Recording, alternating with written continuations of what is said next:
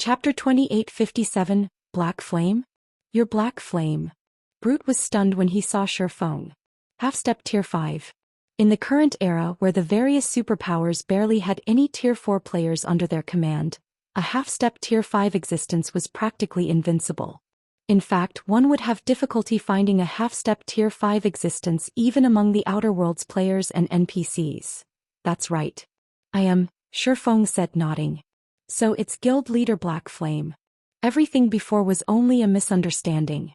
We don't have any intentions of isolating the Starlight Fortress, Brute said, smiling fawningly. Since you aren't interested in partnering with us, the Blood Alliance won't force the issue, Guild Leader Black Flame. If there is nothing else, we will take our leave now.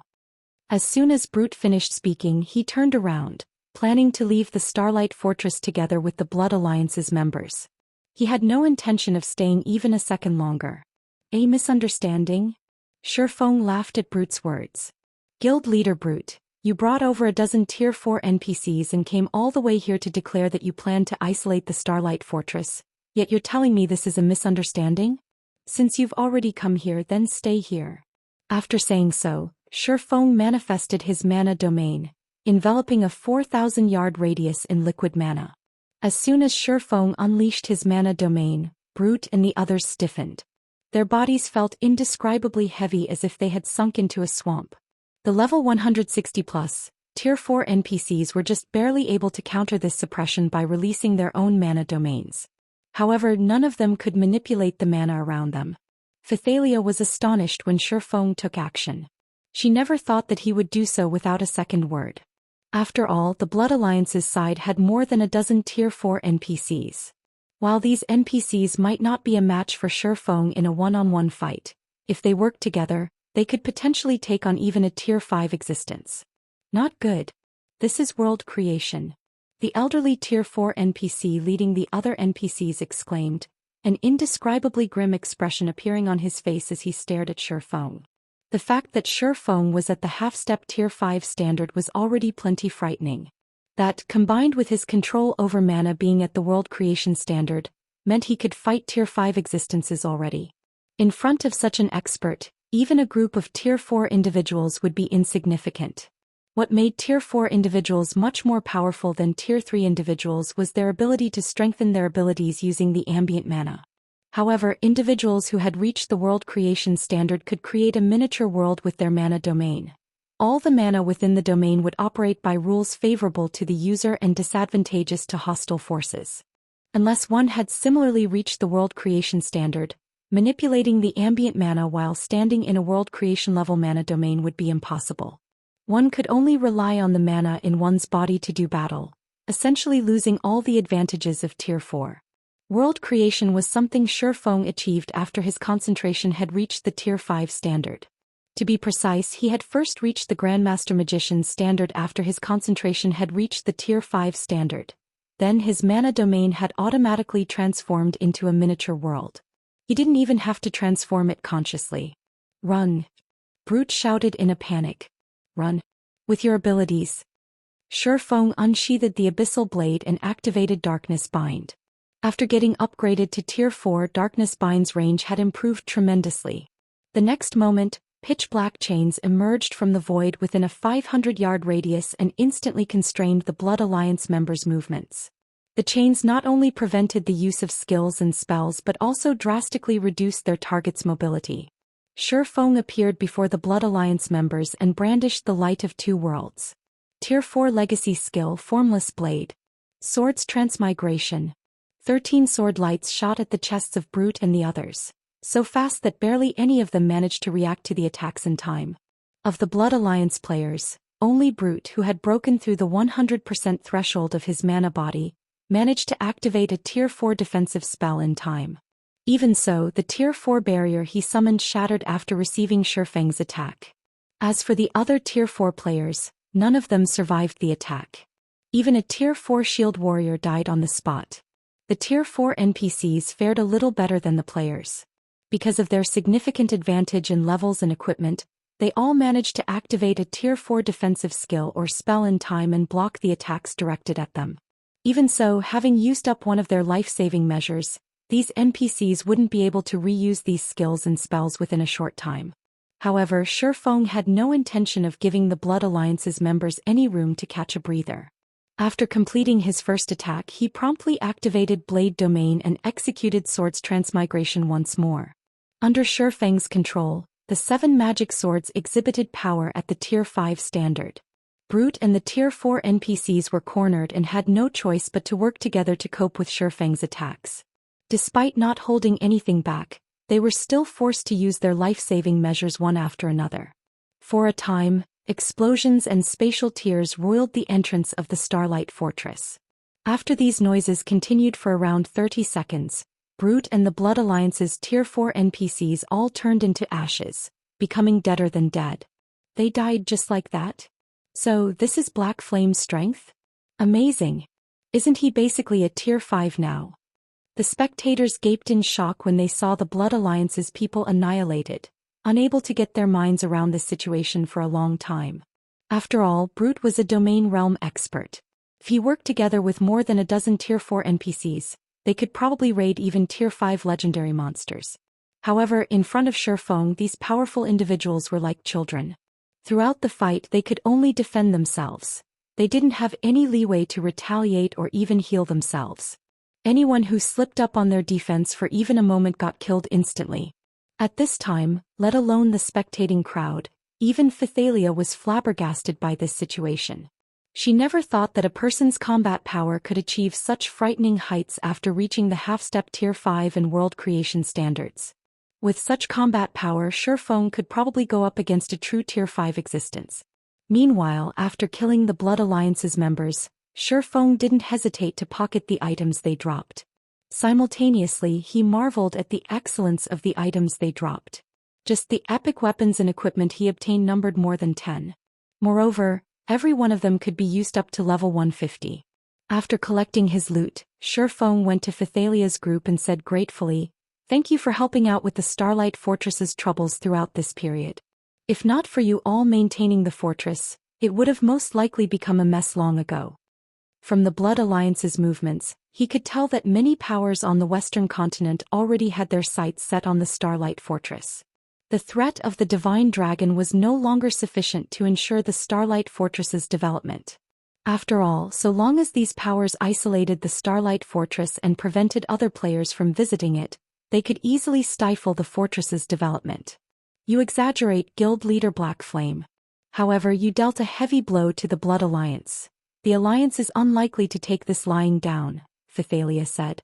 She then added, "We have already conducted a thorough investigation into the Blood Alliance. It consists of more than 10 superpowers and quite a number of powerful NPC forces. Some of these NPC forces even have Tier 5 NPCs leading them.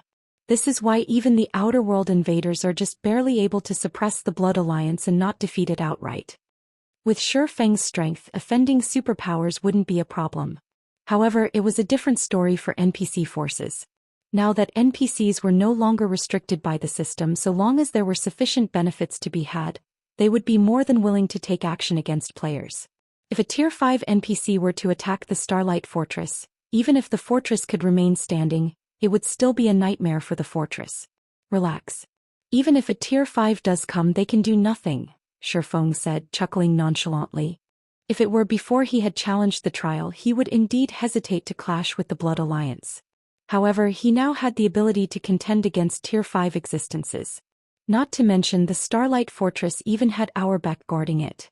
The Silver Divine Dragon could suppress even ordinary Tier 5 existences of the same level. Do nothing. Phythalia's eyes widened in shock. She couldn't help growing curious about the basis of Feng's confidence. In the current era where gods had secluded themselves, Tier 5 existences were considered the strongest combatants in God's domain. This was the same for the outer world. Every Tier 5 individual was a strategic existence that could single-handedly ensure the safety of a region. Hence, she found it inconceivable that Feng already had the ability to go up against Tier 5 existences. Not to mention these were Tier 5 NPCs they were talking about, not Tier 5 players. "Commander Phythalia, may I trouble you to get me these materials?" Instead of explaining his confidence, Feng took out a list and handed it to Phythalia. I am willing to purchase them using magic crystals at double the market value. After taking a look at the materials on the list, Phythalia found that although these materials were rare and valuable, gathering them shouldn't be a problem with Divine Tribe's abilities. This shouldn't be a problem, but why would you want to purchase these materials at such a high price? With Zero Wings abilities, you should be able to gather these materials yourself. There's no need to pay double for them, much less pay in magic crystals, Phythalia asked as she looked at Feng strangely. Aside from the magic elven stone, the other materials on the list were relatively easy to obtain for a superpower. So long as Feng returned to the eastern continent, he could gather these materials at any time through Zero Wing. There was no need to pay such an exorbitant price. Read latest chapters at Wuxia World. You not bothering to hide his motives, Feng explained calmly. I don't have a choice. I urgently need these materials to connect the two continents. I won't have enough if I rely on only the Starlight Fortress's material stockpile, so I have to ask your guild to acquire them for me. Now that he could summon the Divine Dragon to his aid at any time, he could do many things that he dared not do before. Connect the two continents? Phythalia momentarily doubted her ears when she heard Feng's words. How is this possible? The two main continents of God's domain were incredibly far apart from each other. This was why the various superpowers had desperately contended over intercontinental teleportation arrays. Even so, these teleportation arrays came with a lot of limitations. If Feng really had a way to allow people to travel between the two continents freely, then that would be simply amazing. However, Feng just smiled in response to Phythalia's doubt and did not explain himself further. His past self would indeed be incapable of accomplishing such a feat. However, now that he was a Grandmaster Magician, combined with the Starlight Fortress's summoning tower, such a feat wasn't particularly difficult. Chapter 2858, Intercontinental Teleportation Magic Array Starlight Fortress, Summoning Tower. After spending over 80,000 magic crystals to purchase all of the materials he needed from Divine Tribe, Feng immediately began working on the Summoning Tower's teleportation array. The Summoning Tower's main purpose was to summon monsters. It was a construction unique to the Starlight Fortress. However, the Starlight Fortress itself could be considered a teleportation tower, as it possessed a teleportation array and a spatial node passed down since ancient times. These inheritances were what allowed the Summoning Tower to summon monsters from other worlds to fight for the Starlight Fortress. Under normal circumstances, it shouldn't be possible for the Summoning Tower to facilitate intercontinental teleportation. However, Feng was now a grandmaster in manipulating magic arrays. He even possessed a teleportation magic array design. Hence he could make the impossible possible. Not to mention he had also seen quite a few guild cities that possessed player-made intercontinental teleportation arrays in his previous life. To achieve intercontinental teleportation, one needed to fulfill 3 conditions. The first condition was to have a Grandmaster Magician. The second condition was to have a teleportation magic array design. The third and most important condition was to have a spatial node on one of the two continents. Only after fulfilling these 3 conditions could one construct an intercontinental teleportation magic array. Meanwhile, there weren't many spatial nodes on the 2 continents. In total, they numbered less than 20. Moreover, many of them were in dangerous forbidden lands. However, so long as one managed to secure a spatial node, they could freely travel between the 2 main continents, no longer subject to the various limitations of ancient intercontinental magic arrays. This was why Feng was adamant about acquiring the Starlight Fortress previously. The only flaw intercontinental teleportation arrays had was their colossal energy consumption. Instead of using magic crystals like ordinary teleportation arrays did, an intercontinental teleportation array required mana stones as fuel. Moreover, each teleportation cost 10 mana stones. If the job of synthesizing mana stones using magic crystals were left to a master alchemist, it would cost nearly 1,000 magic crystals per teleportation. With such a high cost, even superpowers wouldn't be able to afford to teleport people between continents in large numbers. However, even with such a limitation, the intercontinental teleportation array was still plenty amazing after all. The 2 main continents had different resources. Trading in these resources could net massive profits. Moreover, transportation by teleportation was much more convenient than by air or by sea. Most importantly, An intercontinental magic array could allow a guild to synergize its forces on the two continents. This guild could operate on the two continents as if operating on a single continent, free of the problems arising from operating on two different continents. This was also one reason Feng had been desperately working to become a Grandmaster Magician all this time. As Feng was quietly constructing the Intercontinental Magic Array in the Summoning Tower, Divine Tribe's executives suddenly held a meeting in the guild's temporary residence in the Starlight Fortress. "Phythalia, is what you say true? Can Black Flame really connect the two continents?" Great Elder Adolf asked in disbelief as he looked at Phythalia. When Adolf heard that Feng had reached the half-step Tier 5 and world creation standards and single-handedly killed over a dozen Tier 4 NPCs, he had already been incredulous. Yet Phythalia was now telling him that Feng could also create an intercontinental teleportation array. How could he possibly believe her? However, Adolf also understood one thing very clearly: Phythalia was never one to exaggerate things. Since she had said so, then this matter was most likely true. Only he still couldn't help seeking further confirmation from her. With Black Flame's personality, it's unlikely he would lie. Not to mention, he doesn't have any reason to lie to us, Phythalia replied after giving the matter some thought.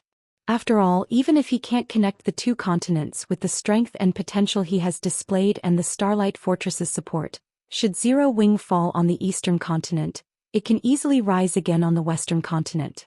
Zero Wing won't need our support at all. That makes sense. Adolf nodded. The Starlight Fortress had a Tier 4 divine dragon guarding it.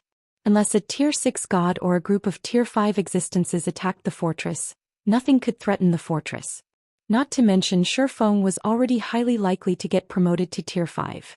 Whether it was now or in the future, he definitely couldn't be underestimated.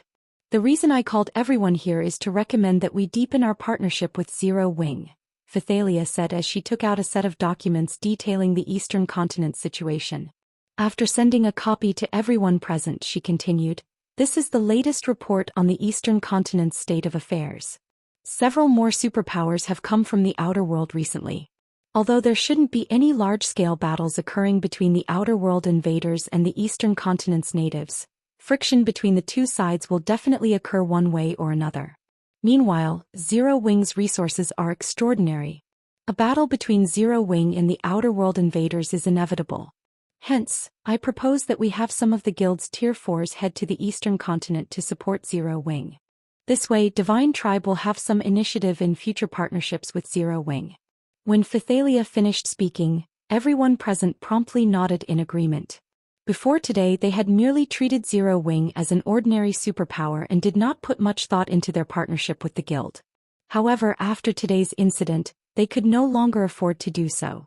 This was because Zero Wing possessed not only a half-step Tier 5 expert but also an intercontinental teleportation array linking the two continents.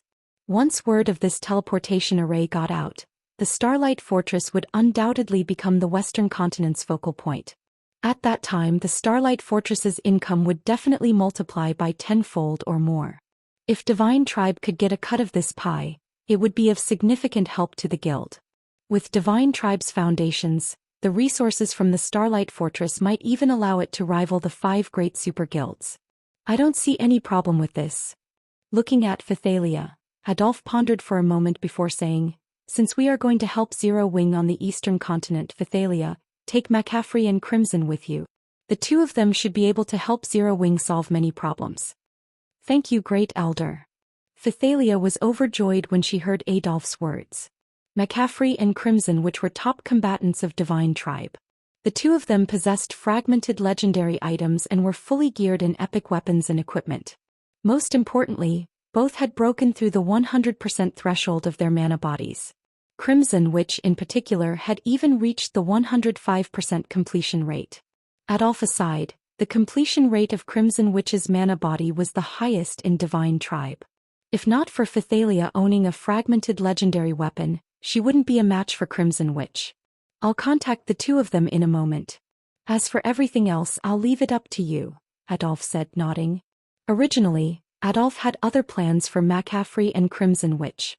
However, taking into account Zero Wing's potential, he deemed deepening Divine Tribe's relationship with Zero Wing much more valuable. Shortly after Divine Tribe's executives concluded their meeting, Feng completed the Intercontinental Teleportation Array at the top of the summoning tower. Good. The spatial coordinates are stable. Now I just need to set up a corresponding teleportation array on the eastern continent, and the two continents will be connected.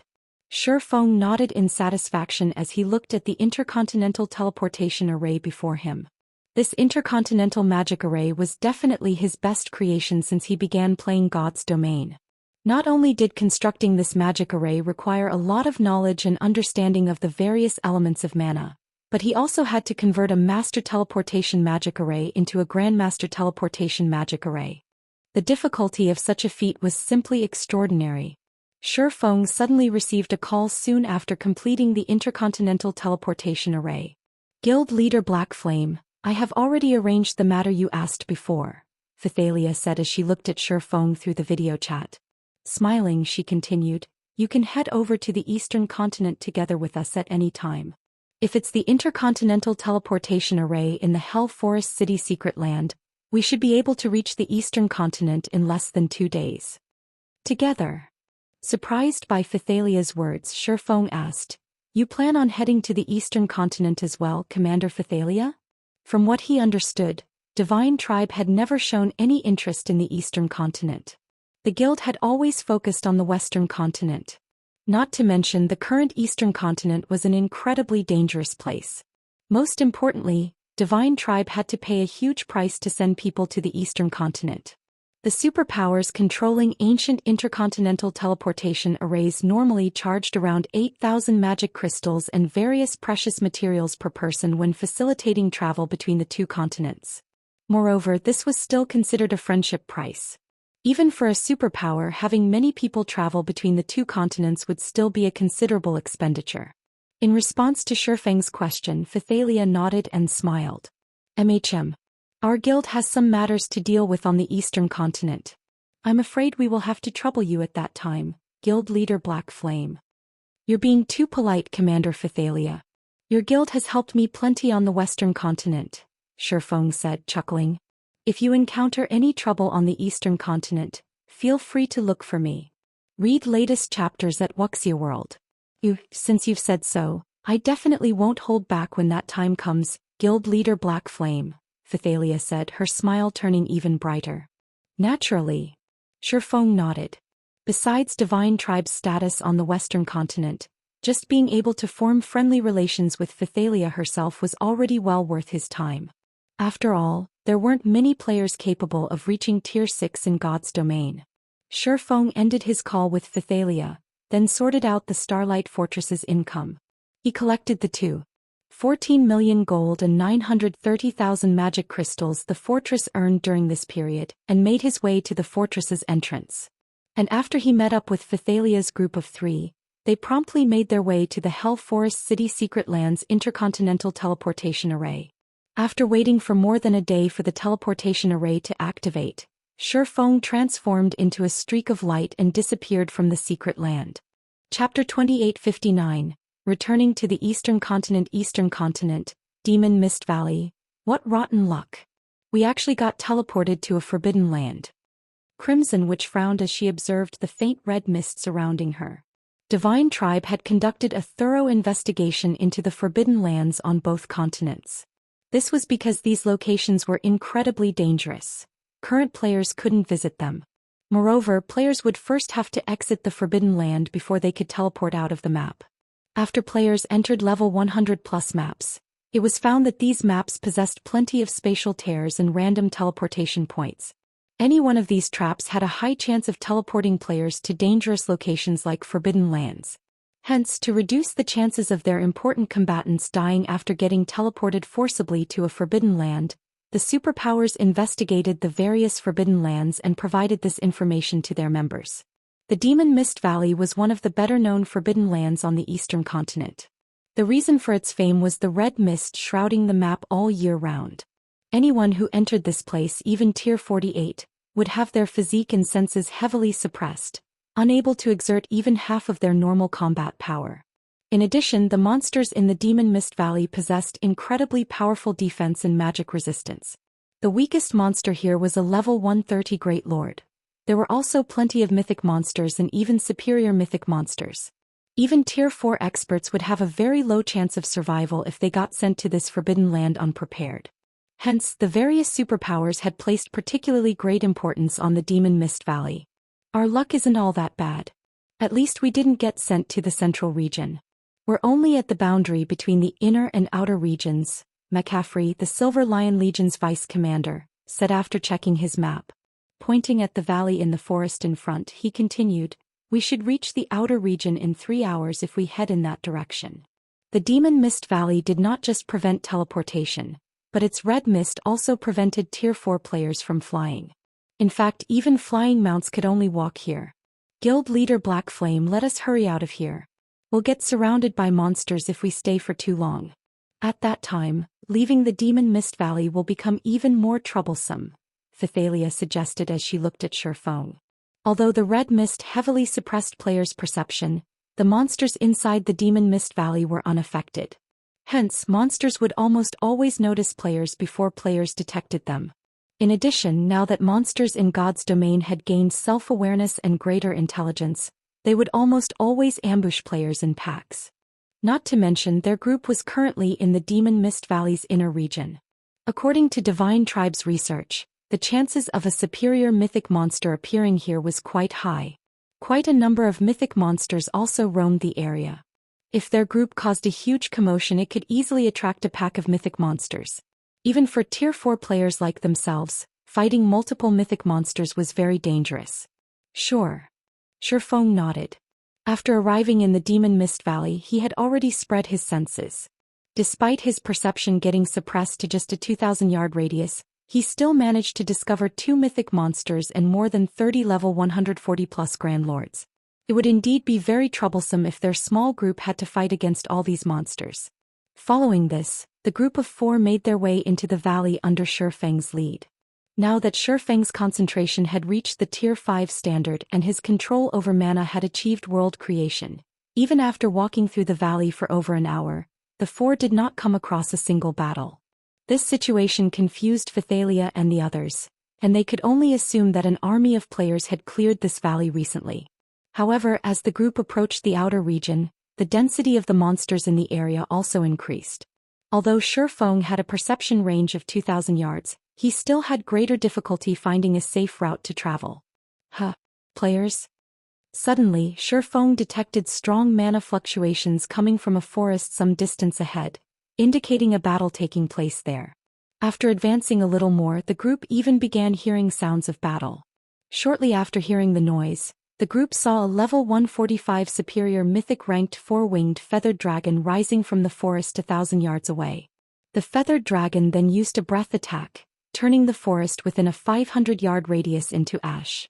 Along with the destruction of a portion of the forest, 3 figures, 1 female and 2 males, entered the sight of Feng's group. These 3 players were all Tier 4 players. Feng even recognized 2 of them. One was 16th Cloud, the second vice guild leader of Shining Tiger. The other was the assassin Sorrowful Silence. The only reason the trio managed to survive the feathered dragon's breath attack was the Tier 4 Guardian Knight of the group. However, after taking on that breath attack, the Guardian Knight did not have much HP remaining. None of the 3 was a healer either, so the Guardian Knight could only rely on potions to heal himself. Evidently, it wouldn't be long before they fell to the superior mythic monster. Damn it. To think we'll actually die here. 16th Cloud, who wielded a crimson staff, glared at the 4-winged feathered dragon's 60-meter-long frame with inevitable frustration. That's right. We should have fought those people outside instead. It would be much better than getting killed by this monster, Sorrowful Silence said, nodding in agreement. There's no helping it. Who would have thought we would encounter such a monster as soon as we ducked into the inner region? 16th Cloud said with a bitter smile. I guess fate really wants us dead. They had gone to great lengths to escape the outer world experts' pursuit, running all the way from the Demon Mist Valley's outer region to the inner region. Originally, they thought they could lose those outer world experts after hiding in the inner region. They never imagined that a superior mythic monster might be guarding the border. The 4-winged feather dragon wasn't just a superior mythic monster. It was also the realm lord of this area. Even a 20-man Tier 4 team would have difficulty fighting it under normal circumstances, What more under the Demon Mist Valley's suppression? And worse, the feathered dragon could fly. There was no way to escape it. Players that encountered the feathered dragon had only two options: kill it or be killed by it. There was no third option. However, before 16th Cloud and Sorrowful Silence could continue their conversation, the feathered dragon flapped its two sets of wings, sending countless wind blades at the three players. The boss did not give the trio a chance to catch a breather. Upon seeing the approaching wind blades, 16th Cloud swung her crimson staff, instantly raising a wall of flames in front of the three. The wall of flames rose over 100 meters, blocking all the oncoming wind blades. And once the flames stopped the attacks, they transformed into a phoenix that flew toward the feathered dragon. Tier 4 Curse, Phoenix Flame. Phoenix Flame was actually a Tier 4 offensive curse. However, 16th Cloud not only utilized it as if it were a defensive curse but even switched it to offense afterward. Her mastery of this Tier 4 curse was simply superb. However, just as the phoenix was about to devour the feathered dragon, the latter suddenly let loose a deafening roar. Immediately afterward, the flames making up the phoenix got extinguished one after another. The phoenix eventually disappeared before it could reach the feathered dragon's body. Mana Annihilation. 16th Cloud was thunderstruck when she saw the flames disappearing, her mind unable to accept this situation. If the flames had merely failed to damage the feathered dragon because they lacked power, she would still be able to understand it. However, as she held full control over the flames, she could tell that the flames hadn't died naturally. Instead, they got extinguished because the mana used to create and fuel them had been annihilated.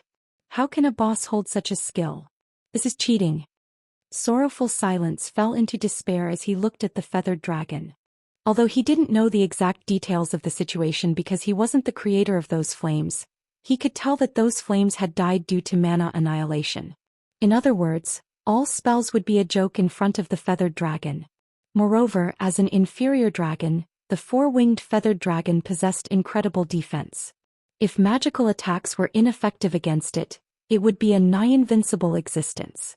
After destroying 16th Cloud's curse, the feathered dragon flapped its wings and sent wind blades at the three players once more. It seems this is the end for us. Looking at the innumerable oncoming wind blades, 16th Cloud could only shrug helplessly and wait for death to claim her. Originally, she had hoped her Tier 4 curse would heavily injure the feathered dragon, creating an opportunity for their party to escape. However, let alone heavily injuring the feathered dragon, she couldn't even damage it. In front of an inferior dragon capable of using mana annihilation, an elementalist like herself was nothing but a joke. She was of no threat to it at all. Yet just as the countless wind blades were about to strike 16th Cloud and the others, a magic barrier suddenly emerged from the ground before them. The barrier stopped the wind blades, releasing the trio from death's grip. Crystalline barrier? When 16th Cloud saw the shattered magic barrier in front of her, she immediately recognized the Tier 4 spell used to create it. With his keen eyes, Sorrowful Silence quickly noticed some figures emerging from the distant forest. Vice Guild Leader, there are people coming from over there. At Sorrowful Silence's words, 16th Cloud promptly turned toward the direction he indicated. Read latest chapters at Wuxia World. What entered her vision were 4 people, 2 male and 2 females, emerging from the forest roughly 500 yards away. It was evident that these 4 people were responsible for the Tier 4 defensive spell that had saved their party. Black Flame. When 16th Cloud saw one of the cloaked men of the group, she couldn't help her surprise. She had met with the man known as Black Flame once before, when negotiating with Zero Wing for partnership on behalf of Shining Tiger. However, after that event she had paid very little attention to Zero Wing, focusing it all on developing Shining Tiger's forces in the Glory Empire. If not for Feng having accomplished astonishing feats that shook the entirety of God's domain, she would have long since forgotten his appearance. Chapter 2860 Eastern Continent's Situation 16th Cloud and the others noticed the 3 people moving behind Feng and were stunned when they saw the faces of these 3 people. Towei. Commander Phythalia of Divine Tribe's Divine Hymn Legion is here. Isn't Divine Tribe active only on the Western Continent? She's not here alone. Even the Silver Lion Legion's Vice Commander McCaffrey and Divine Tribe's Crimson Witch are here. Both of them are Divine Tribe's top combatants. Crimson Witch is probably the one who helped us just now. Why did they come here all of a sudden? Although Divine Tribe wasn't famous on the Eastern continent, it was very well known on the Western continent. The guild's development had even skyrocketed recently, and it was now in existence close to rivaling the 5 great super guilds. Naturally, Divine Tribe was many times stronger than a recently established superpower like Shining Tiger. Yet 3 of Divine Tribe's top combatants were now here. With the ability of these 3 people, they could normally preside over the guild affairs on their own.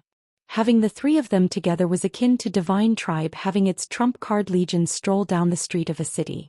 Unless Divine Tribe was planning an important operation, such an action would be a complete waste of manpower. However, before 16th Cloud and the others could recover from their surprise, Phythalia and McCaffrey suddenly appeared beside the 4-winged feathered dragon. Phythalia promptly brandished her long sword and bombarded the Realm Lord with a rain of sword lights. As for McCaffrey, he raised his great sword and stabbed it into the ground. Subsequently, massive greatswords emerged from the ground and stabbed at the airborne feathered dragon. Compared to the Shining Tiger trio, Phythalia and McCaffrey evidently had far superior control over mana. Their ordinary Tier 4 skills nearly rivaled Tier 5 skills in power. They also perfectly coordinated their attacks, such that the feathered dragon could only defend against the attack of one and had no choice but to take the attack of the other. Minus 31,654,215. Damage exceeding 30 million appeared above the feathered dragon's head, the attack provoking a pained cry from the superior mythic.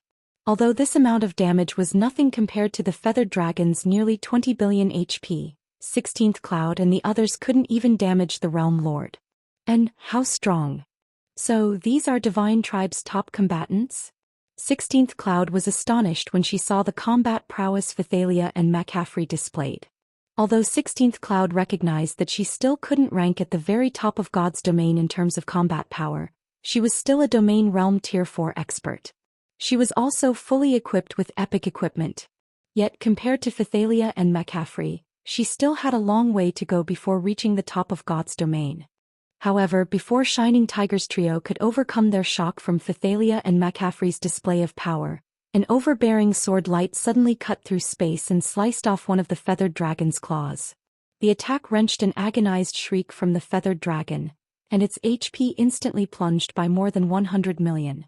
The horrified feathered dragon immediately flapped its wings and fled the scene like a powerful storm, not daring to remain for even a moment longer. The feathered dragon was much faster than the average Tier 4 flying mount. Upon seeing this scene, 16th Cloud and the others reflexively turned toward the origin of the sword light with stunned looks on their faces. This was because the origin of this sword light was none other than Feng. Currently, he radiated a mana so dense that it was liquid. How is this possible? 16th Cloud gaped in shock at Feng. Not only did Feng scare a superior mythic-ranked Realm Lord away with one attack, but the strength of his mana was simply unbelievable. The density of his mana was something she had seen radiating from only Tier 5 NPCs. However, while the information Shining Tiger obtained said that Feng was indeed powerful to the point where he could slay Tier 4 NPCs, it did not say that he was this powerful.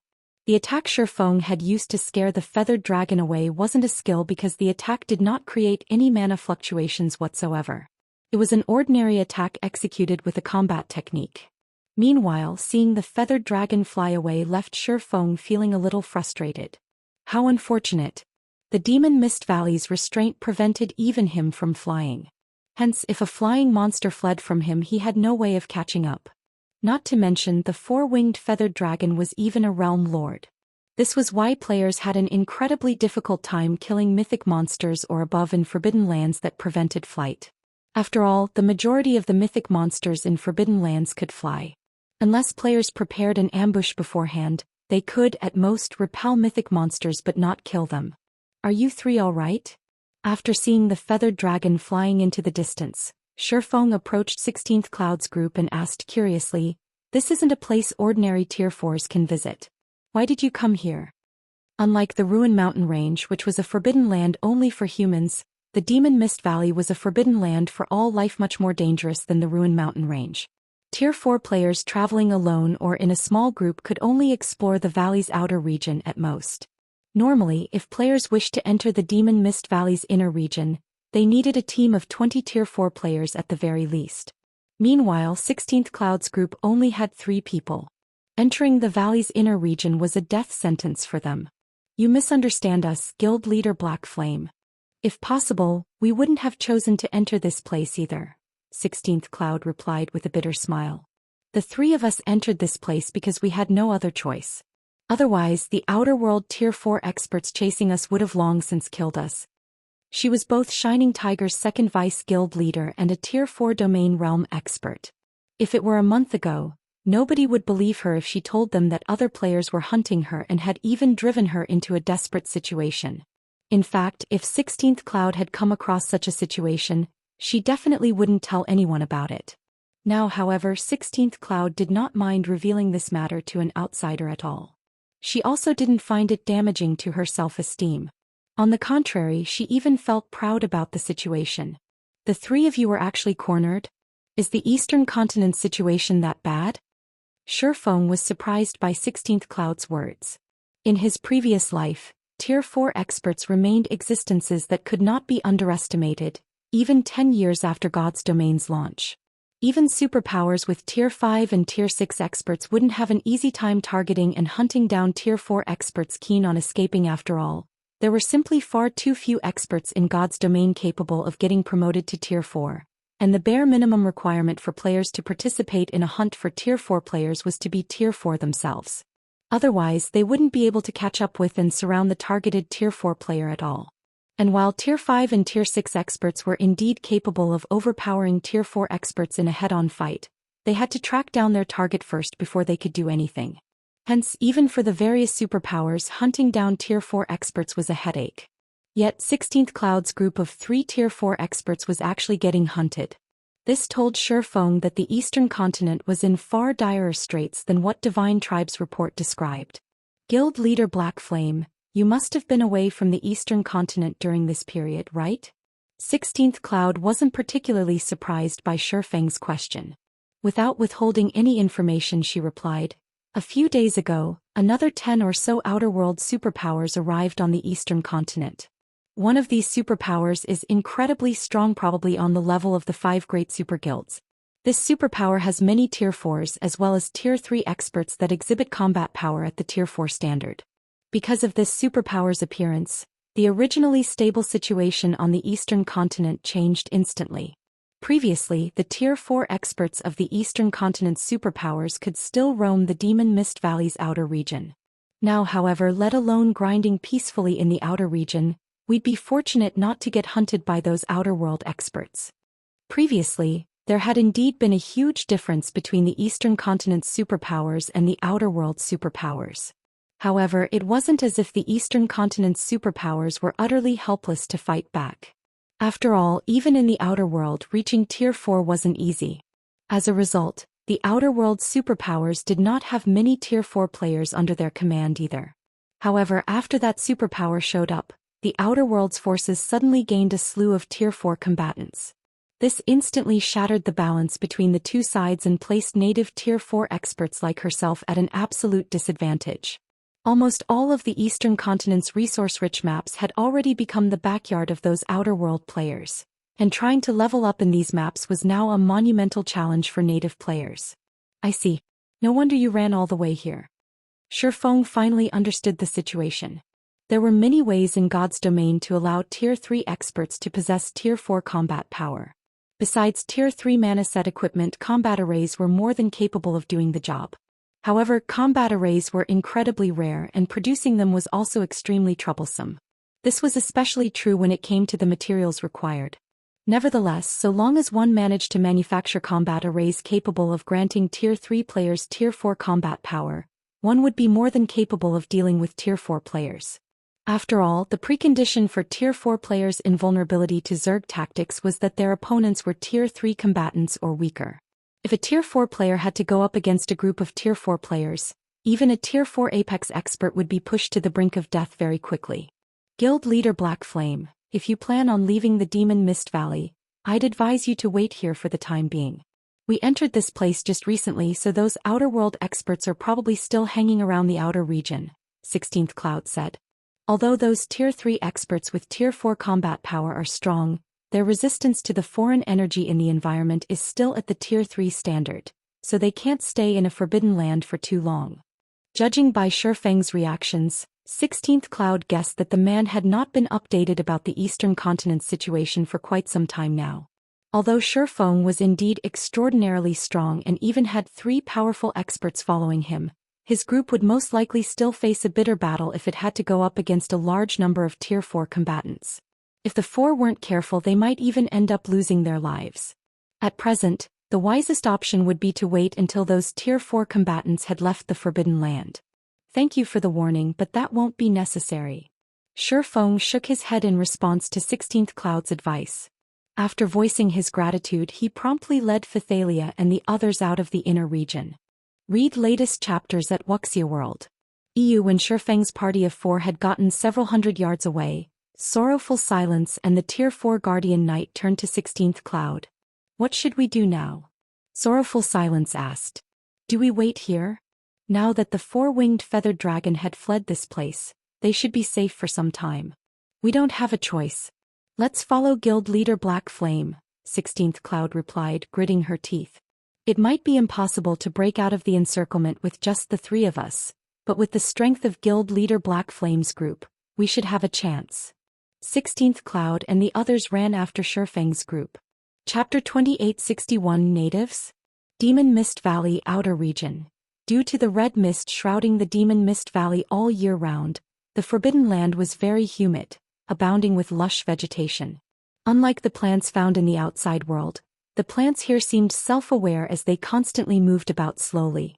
This made one feel they were traversing a maze when they traveled through the valley. Damn it. Those people sure know how to run.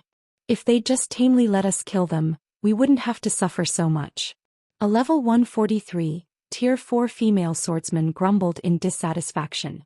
That might be the case, but we also have to thank these people, a level 143 Tier 4 male berserker standing beside the female swordsman said. If not for these native Tier 4 experts, we wouldn't have an opportunity to earn alliance contribution points. I guess that's true. So long as we gather a few more points, we will be able to stay in the luxury zone where those major powers stay, the female swordsman said, nodding. A hint of anticipation flashing across her eyes, she continued. I heard that the luxury zone even sells drugs that extend one's lifespan. We can also use the extra points we earn to exchange for those drugs. I've heard about them too. Normally those things are reserved for the upper-class young masters and young ladies. Ordinary people like us have no chance to touch these things, said a middle-aged man who was a level 145 Tier 4 elementalist. Now though, those major powers have no choice but to ask professionals like us for help to take over this backwater world. It's a pity that the natives here are too inferior. Their control over mana, skills and spells is terribly clumsy. If they were a little better, we would have more targets to hunt and more points to earn. As these Tier 4 players were chatting merrily, a party of players was eyeing them with contempt.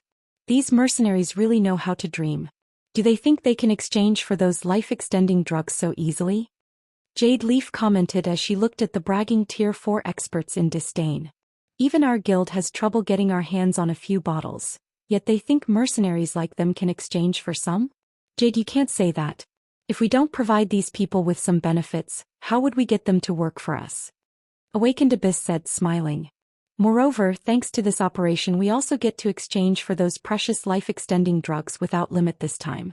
This is a rare opportunity from the higher-ups. In the world they lived in, life-extending drugs were incredibly precious items.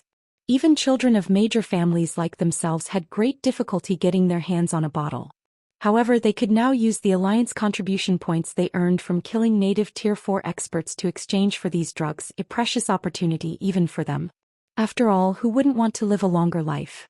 Before Awakened Abyss could continue speaking, a level 144 Tier 4 ranger suddenly approached him in a hurry. Commander, we found traces of a group of people. These should be auras left behind by natives, the ranger reported in a quiet tone. 3 of the auras belong to the 3 people we were pursuing earlier. Good. Gather everyone for an ambush. Awakened Abyss commanded with a smile. So long as we kill them once, we'll see how Shining Tiger will continue bringing their members here to grind. The main reason the Eastern continent's native superpowers continued to survive was their Tier 4 experts leading teams into forbidden lands to grind. Killing the native superpowers' Tier 4 experts once would be more than enough to deal a heavy blow to the native superpowers, especially if the death penalty players suffered were increased. While EXP meant very little to Tier 4 players, it was a different story for weapons and equipment. If Tier 4 experts suddenly lost 2 or 3 pieces of their equipment, the native superpowers would definitely suffer heartache. It would also be very challenging for these native Tier 4 experts to recover from their losses. Understood. At Awakened Abyss's command, the ranger promptly contacted the other members of their hunting group to gather at the specified ambush point. In a woodland in the Demon Mist Valley's outer region. If we continue running in this direction for another 4 to 5 hours, we should be able to leave the Demon Mist Valley, 16th Cloud said excitedly as she pointed at a mountain range looming in the distance. The Demon Mist Valley's terrain continuously changed. The one constant in this place was the mountains. Meanwhile, the distant mountain range was none other than the one 16th Cloud's party had passed through to enter the Forbidden Land. The sight of this same mountain range meant that their journey was nearing its end. Once they left the Demon Mist Valley, they could teleport to safety using a return scroll. At that time, the outer world invaders wouldn't be able to chase them. Sorrowful Silence and the Tier 4 Guardian Knight also grew excited when they saw the distant mountain range. The 3 of them had been inflicted with a curse that drastically increased the death penalty they suffered and would randomly resurrect them within the Forbidden Land. Previously, they thought that they no longer had any hope of surviving this ordeal. Now their hopes were rekindled. It would have been incredibly difficult for their party of 3 to escape the outer region by themselves. After all, the outer region had not only outer world players hunting them but also powerful monsters roaming everywhere. If they got entangled with monsters for too long, the resulting commotion would definitely attract the outer world players to them. However, when following Feng's party of 4, they actually did not encounter a single monster. It was as if those monsters had vanished from the map. They had to marvel at Feng's party's heaven-defying luck. Now all they needed to do was run to that distant mountain range. After that, they would be able to fly freely in the sky like birds. However, when the 7 arrived at the foot of the mountain range, a magic barrier suddenly enveloped them. Given its 1,000-yard radius, one could easily tell that it was at the master standard. Even superior mythic monsters would have difficulty breaking out of it. Not good. We got fooled. 16th Cloud's complexion paled when she saw the barrier forming. She had thought that they had already shaken off the outer world players' pursuit. Evidently, these outer worlders had simply waited for them to throw themselves into this trap. With this area sealed with a master magic barrier, they had no hope of escaping whatsoever. Just then, a savage and brawny level 145 man emerged from the forest in front of Feng's group and said with a sadistic look, "You people have made me wait for a very long time. Let's see how you get out of this situation now." The last time his hunting group had come across Shining Tiger's party, it should have succeeded in annihilating the trio. However, the instant 16th Cloud noticed the ambush, she had decisively fled with her party before his hunting group could trap them with a barrier. This time, his hunting group had discovered traces of 16th Cloud's party early and managed to discern where the party was heading. And with this information, his hunting group could easily set up an ambush. At this time, 16th Cloud couldn't help looking at Feng with guilt. Guild leader Black Flame, this is all my fault. If I had suggested we take another exit, they wouldn't have caught us. The Demon Mist Valley didn't have just one exit. Had they chosen any of the other exits instead, they wouldn't have gotten trapped. Vice Commander Cloud, you don't need to blame yourself, Feng said, shaking his head. After all, I was the one who asked you to find the nearest exit. Even if you didn't guide us, we would have had to clean up these hindrances sooner or later. Upon hearing Feng's words, the approaching brawny man automatically frowned. Read latest chapters at Wuxia World. You clean up us hindrances? What big words you have there. Commander Eagle, why are you wasting time speaking with these people? These ignorant natives just don't know how large the gap between them and us is. Let's just get rid of them now. Feng's words enraged the outer world players surrounding his party. In their opinion, the residents of this god's domain were no different from natives living in an undeveloped wilderness. Yet these natives weren't kneeling and begging them for mercy but even treating them like annoying flies. Such arrogance was beyond salvation. However, while the Outer World Hunting Group's 30-plus Tier 4 experts and 100-plus Tier 3 experts were raising a ruckus, the brawny man leading them turned his gaze toward Awakened Abyss's group. "Commander Abyss, you're finally here. May I know if your group will be taking action or will you leave it to us?" Chapter 2862 Hunter? Or Hunted? Quasi-Eagle's words agitated the Tier 4 experts around him so much that they wished they could charge forward and finish off the 7 native players in front of them immediately. Currently, the Alliance's price for native Tier 4 experts was 300 contribution points per kill. If a curse was used on the kill, they would receive 1,000 points. These prices represented a fortune, even for the luxury zone's residents, let alone residents of the commoner zone like themselves. If converted into income, 1,000 Alliance contribution points were equivalent to 10 years of salary for an ordinary person living in the luxury zone. Indeed, the Interstellar Alliance's bounty for native Tier 4s was that high. This demonstrated the Interstellar Alliance's determination in acquiring this god's domain. More importantly, Alliance contribution points could be exchanged for money but not vice versa. Meanwhile, Alliance contribution points could be used to exchange for many items and resources that normally could not be bought with money. Hence, the 7 Tier 4 players in front of them were basically walking treasure troves. Even if they split the points among their group, they would still earn a significant income. However, Awakened Abyss did not respond to Quasi-Eagle's question. Instead, he stared at the group of native players in front of him. More precisely, he was looking at the cloaked man standing at the head of this group. Despite being surrounded by over 100 Tier 4 combatants and suppressed by a master magic array, this cloaked man remained incredibly calm. "Guild leader Black Flame. You've really made me search for you." Awakened Abyss ignored everyone around him, focusing solely on Feng, the words he uttered carrying endless rage and killing intent. Although Awakened Abyss had eventually gotten rescued from Sky Spring City's prison, his reputation in the guild had still plummeted. As a result, despite being one of the guild's top 3 talents, he had no choice but to complete a bunch of meaningless missions, such as hunting down Shining Tiger's Tier 4 experts. Hence, Awakened Abyss bore deep hatred for Feng. Only after the world passage opened he had not obtained any information on Feng's whereabouts, so he had no opportunity to reclaim his honor. However, Feng ignored Awakened Abyss's anger and hatred entirely. Looking at the young man, Feng said calmly, "So, it's Commander Abyss of 100 Ghosts. It seems you've improved a lot since we last met." Awakened Abyss was evidently much stronger than when Feng saw him in Sky Spring City. The young man had not only reached level 145 but even broken through the 100% threshold of his mana body. His mana body's completion rate definitely rivaled Phythalia's. Most importantly, aside from sporting epic set equipment, Awakened Abyss also had 3 fragmented legendary items on him.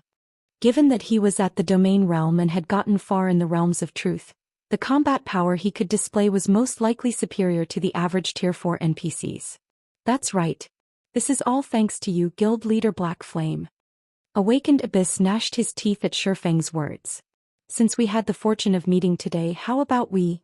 11 Just as Awakened Abyss was about to propose a duel, Jade Leaf hurriedly tugged his sleeve and said quietly, "Abyss, don't mess around. His strength has already reached monstrous levels. Moreover, the Elder told you that now still isn't the time for us to make an enemy of Black Flame." Awakened Abyss had been imprisoned in Sky Spring City, so he had not witnessed the battle outside the Secret Covenant Tower. Back then, not only did Feng single-handedly slay hundreds of weakened Tier 4 foe Saint Saboteurs as if he was cutting up a bunch of vegetables, but he also revealed extraordinary trump cards. Feng also possessed an incredibly powerful mana domain. When he deployed his mana domain, none of the foe Saint Saboteurs managed to exhibit more than half of their usual combat power. While one of the reasons Windshadow had chosen to surrender to Zero Wing was indeed the mobile fortress's threat, a larger part was Feng's trump cards. Hence, he had chosen to surrender and compensate Zero Wing. Although their hunting group currently had a significant advantage in numbers and even had a master magic array suppressing Feng, Jade Leaf still couldn't see their group having any chance of victory against Feng's party. At Jade Leaf's reminder, Awakened Abyss gradually cooled down. "I know." Although Awakened Abyss wanted nothing more than to kill Feng right now, his circumstances were no longer the same as before. He could no longer afford to act willfully. Take Jade Leaf for example. In addition to protecting him, she was also tasked with supervising him. If Awakened Abyss dared defy Windshadow's command and Jade Leaf reported his disobedience, it wouldn't matter whether he managed to kill Feng or not. Nothing good would come of it. In fact, he might get even more marginalized in the guild. After Awakened Abyss finished his conversation with Jade Leaf, he turned to Quasi-Eagle. Commander Eagle, remove the barrier. We're leaving. At Awakened Abyss's words, Quasi-Eagle and the other Tier 4 experts of the hunting party were all stunned. What's going on? 16th Cloud also goggled in shock. She couldn't understand why the situation had taken such an unexpected turn. While she wasn't aware of the history between Awakened Abyss and Feng, she could tell from the anger and hatred Awakened Abyss had displayed toward Feng a moment ago that Awakened Abyss wouldn't let them go. In fact, it was already incredible that Awakened Abyss did not take action immediately. Yet, Awakened Abyss was now saying to let them go.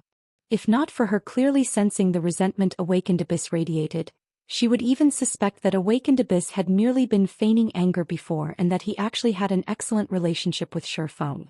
Let alone 16th Cloud, even Feng found this situation surprising.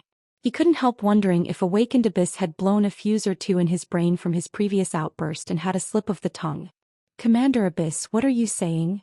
Looking at Awakened Abyss in confusion, Quasi-Eagle asked, we've expended so much manpower and resources to hunt them down, yet you want us to just release them? It wasn't easy to hunt down and surround the native superpowers Tier 4 experts, who were now operating very cautiously. If it were before, they would have required a team of only a dozen or so Tier 4 combatants to hunt down a handful of native Tier 4s. Now they needed to mobilize over 100 Tier 4 combatants just for 3 of Shining Tiger's Tier 4 experts. Since their hunting group had surrounded 7 Tier 4 experts, 4 more than expected, they would make a fortune if they simply finished the job. Yet, Awakened Abyss was telling them to let these Tier 4 experts go. For a moment, Quasi-Eagle suspected that Awakened Abyss had gone crazy. In response, Awakened Abyss clenched his fists and repeated, yes, let them go.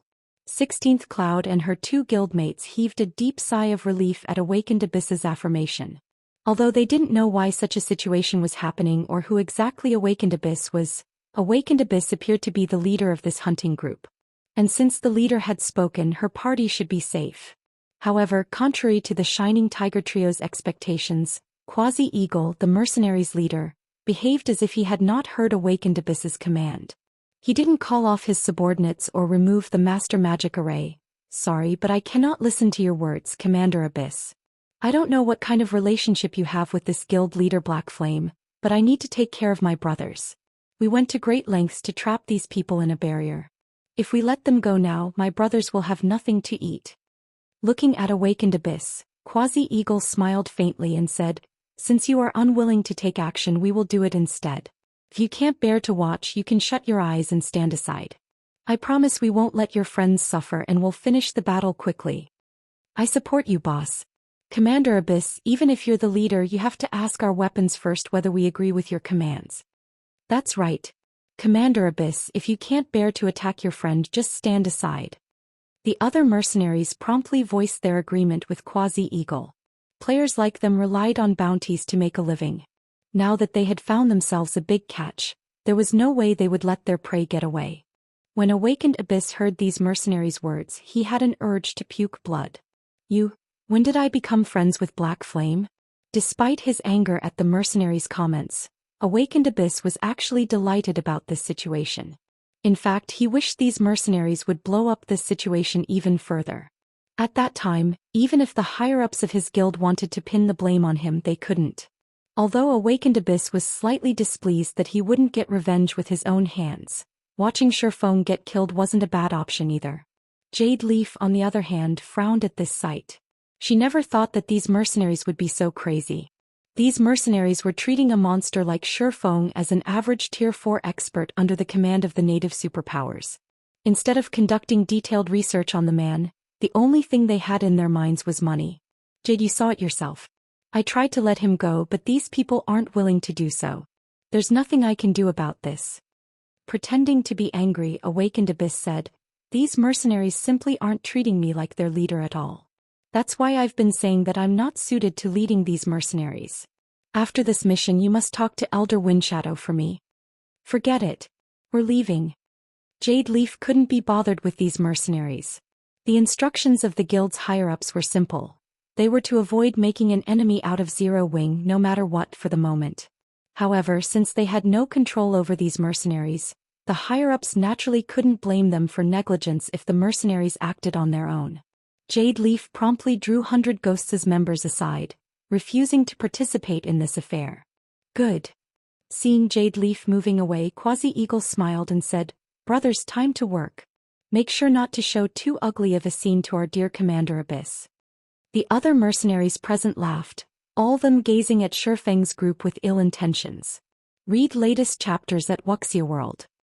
Friends, don't blame us for this. We're only doing this to make a living. For our sake, I'll have to trouble you to suffer a little bit. Quasi-Eagle said as he looked at Feng's group of 7, his eyes radiating killing intent. Trouble. Feng chuckled. It seems you people have made a mistake. Mistake. Quasi-Eagle eyed Feng strangely. What mistake? You've mistaken the roles of the hunter and the hunted in this situation. After saying so, Feng extended his mana domain, instantly enveloping a 2,000-yard radius in his mana and shattering the magic barrier trapping the 7. Chapter 2863, Peerless Overlord World Creation. How is this possible? 16th Cloud gaped in shock when she saw the magic barrier disappear and the pressure weighing down her body vanished. She simply couldn't bring herself to believe this situation. Even acquiring a mana domain was already tough for Tier 4 players. Anyone who managed to do so would become an absolute powerhouse among Tier 4 existences. Meanwhile, world creation was something even Tier 5 existences had difficulty achieving. Anyone who reached the world creation standard could create a small world of their own, which was much more powerful than a barrier created using a magic array. It was akin to a passive large-scale magic barrier.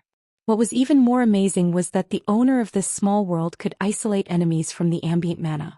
So long as the trapped enemies had yet to reach Tier 5 or the world creation standard or did not possess fragmented legendary items capable of countering a world creation mana domain, resisting the owner of the small world was impossible.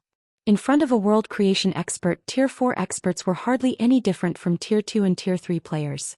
They just had stronger basic attributes and physiques. Let alone 16th Cloud, even Awakened Abyss and Jade Leaf were stunned by this situation. How can he be at the world creation level already? Isn't he just a native? Awakened Abyss couldn't believe his eyes as he looked at Feng. Even in the gods' domain they came from, only experts standing at the apex of the world had reached the world creation standard, all of them old monsters belonging to the few transcendental powers. However, Feng's appearance indicated he was only 30 at most. Moreover, the god's domain he lived in was not only sparse in mana but also lacking in legacies. No matter how Awakened Abyss looked at it, there was no way anyone in this god's domain could achieve such strength at this stage of the game. So, this is his hidden strength? Jade Leaf was horrified by this revelation. Previously, when Windshadow told her that Feng was still hiding a lot of his strength and that they needed to be careful around him, she hadn't thought much of his warning. She had reminded Awakened Abyss to avoid clashing with Feng simply because she did not want to disobey Windshadow's orders. However, after Feng revealed his hidden strength, Jade Leaf found him much scarier than even Windshadow's predictions.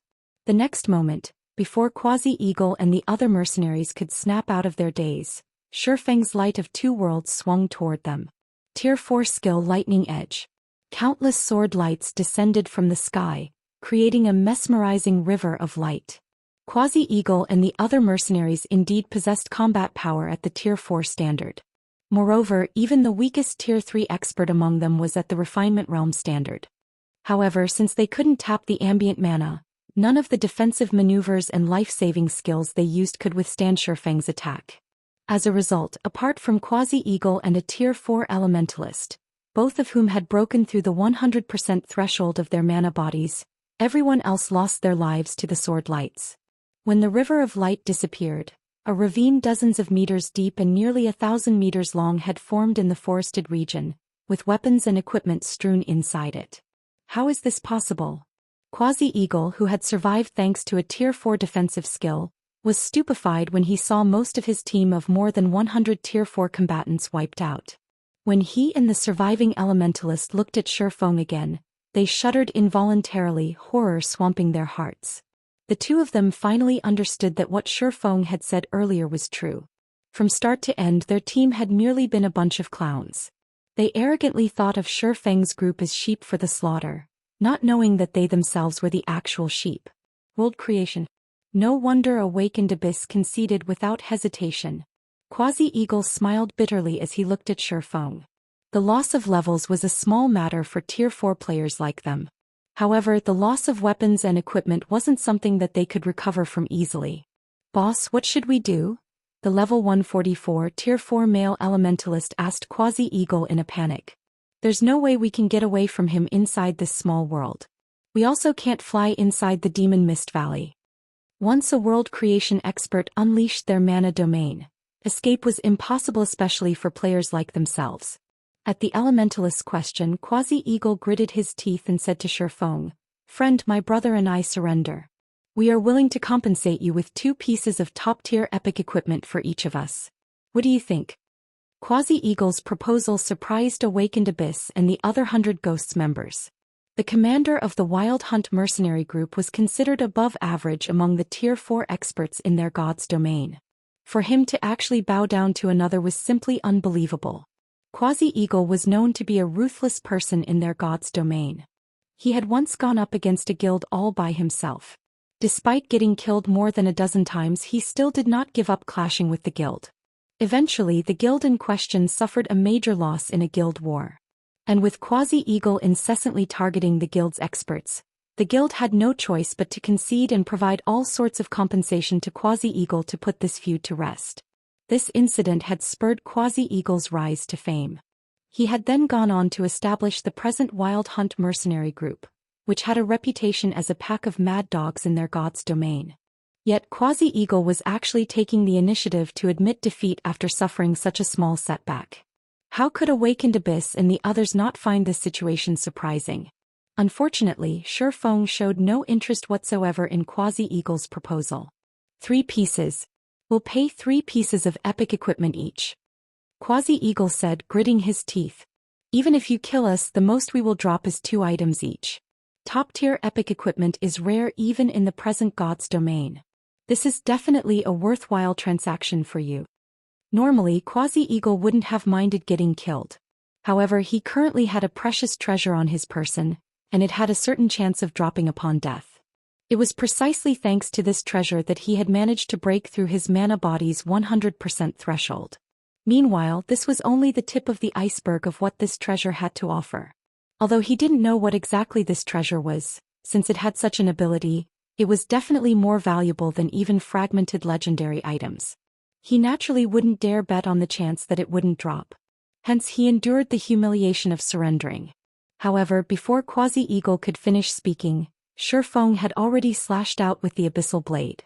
First sword light shadow. You lunatic.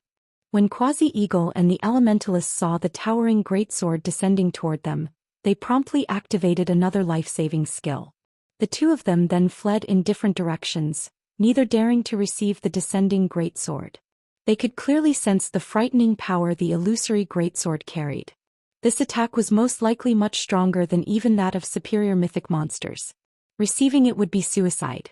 1 slash, 2 slashes, 3 slashes.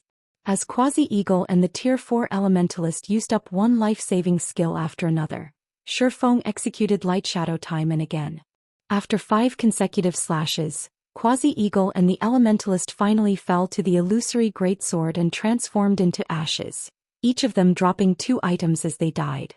This scene rendered Awakened Abyss and Jade Leaf speechless for a long time. So, this is the power of world creation?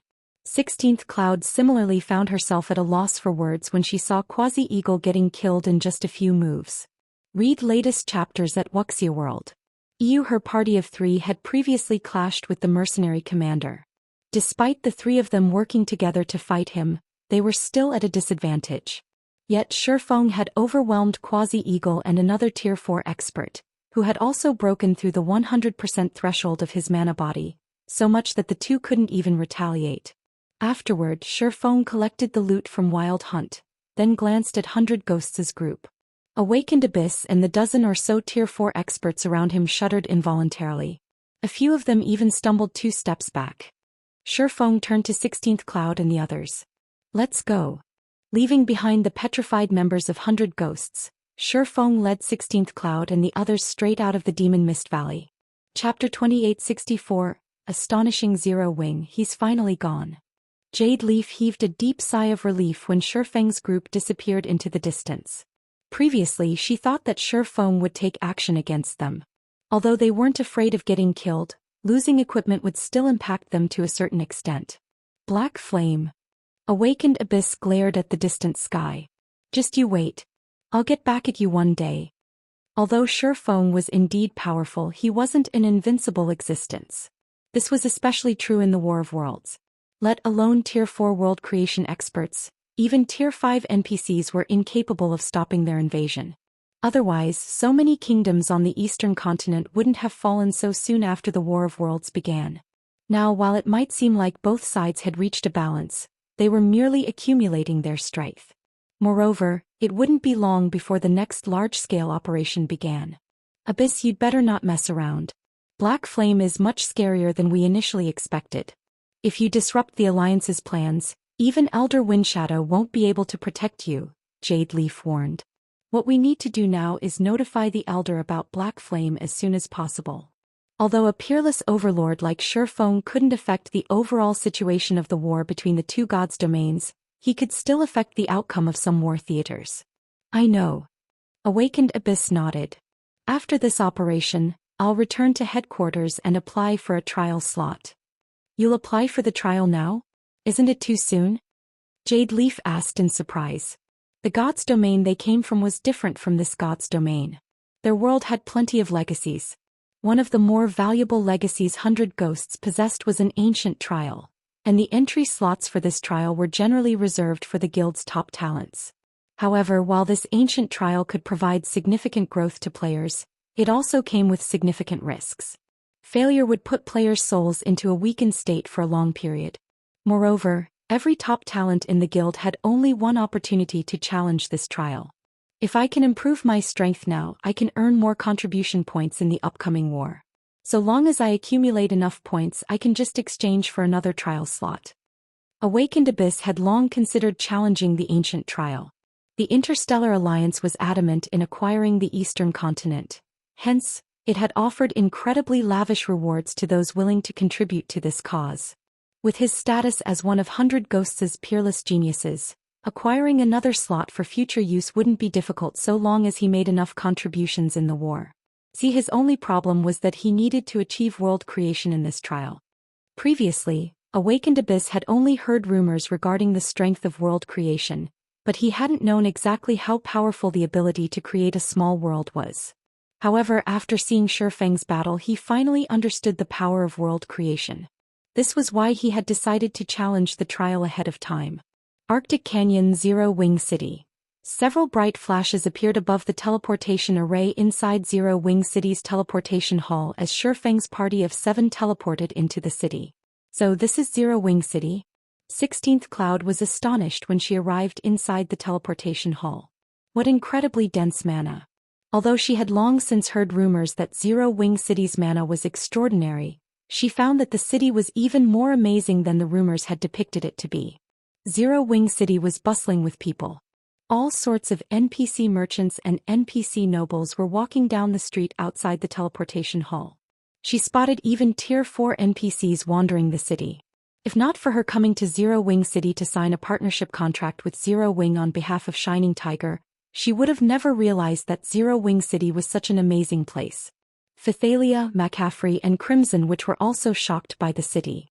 Not only did Zero Wing City possess superior mana to the Starlight Fortresses, but its security standard was also incredible. There were even Tier 4 NPCs patrolling the city. Zero Wing City's security standard was something no other guild city in God's domain could even imagine having. While the various superpowers boasted Tier 4 NPCs of their own, these NPCs were personal guards the various superpowers nurtured. The superpowers treated every one of these NPCs as their most precious combatants, normally using them to defend entire towns or cities single-handedly. However, in Zero Wing City, Tier 4 NPCs were actually tasked with leading patrol squads. Moreover, there wasn't just one such patrol squad patrolling the city streets but many. The Tier 4 NPCs that were precious in the eyes of the various superpowers were no different from cabbages in Zero Wing City. Feng, though, did not find this situation particularly surprising. Zero Wing City was currently the only main guild city in God's domain. It was even situated in the Arctic Canyon, a high-level neutral map.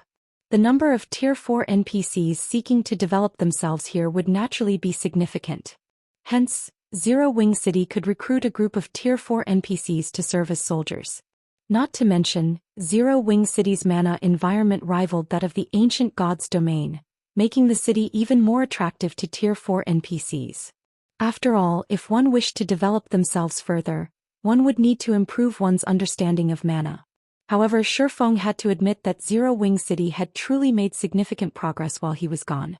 Not only had the strength of the city's NPC soldiers improved, but even the players occupying the city had grown stronger. Now the players here were all Tier 3 or above, with even the lowest leveled among them at level 136. He had even noticed quite a few Tier 4 players in the city. On the way from the teleportation hall to Zero Wing's residence, Feng had spotted more than 10 Tier 4 players, which meant that Zero Wing City was even more prosperous than the Starlight Fortress. After all, any player capable of entering Zero Wing City now was a member of either Zero Wing or one of the guild's partners, and this drastically reduced the number of players capable of entering the city. Apart from that, the number of Zero Wing's members present in the city had reached an incredible number. When Zero Wing City was first opened after its promotion to main city, only several tens of thousands of Zero Wing members had entered it. Yet, according to the information Feng received from the guild residents, there were more than 500,000 Zero Wing members in the city now. Given that one needed to be at least Tier 3 to operate around Zero Wing City, Zero Wing currently had at least 500,000 Tier 3 players under its command. This number definitely surpassed that of ordinary superpowers by a large margin and rivaled what super guilds had. Guild leader, this is our guild's latest development report, Liang Jing said with a hint of pride as she handed Feng a statistics report.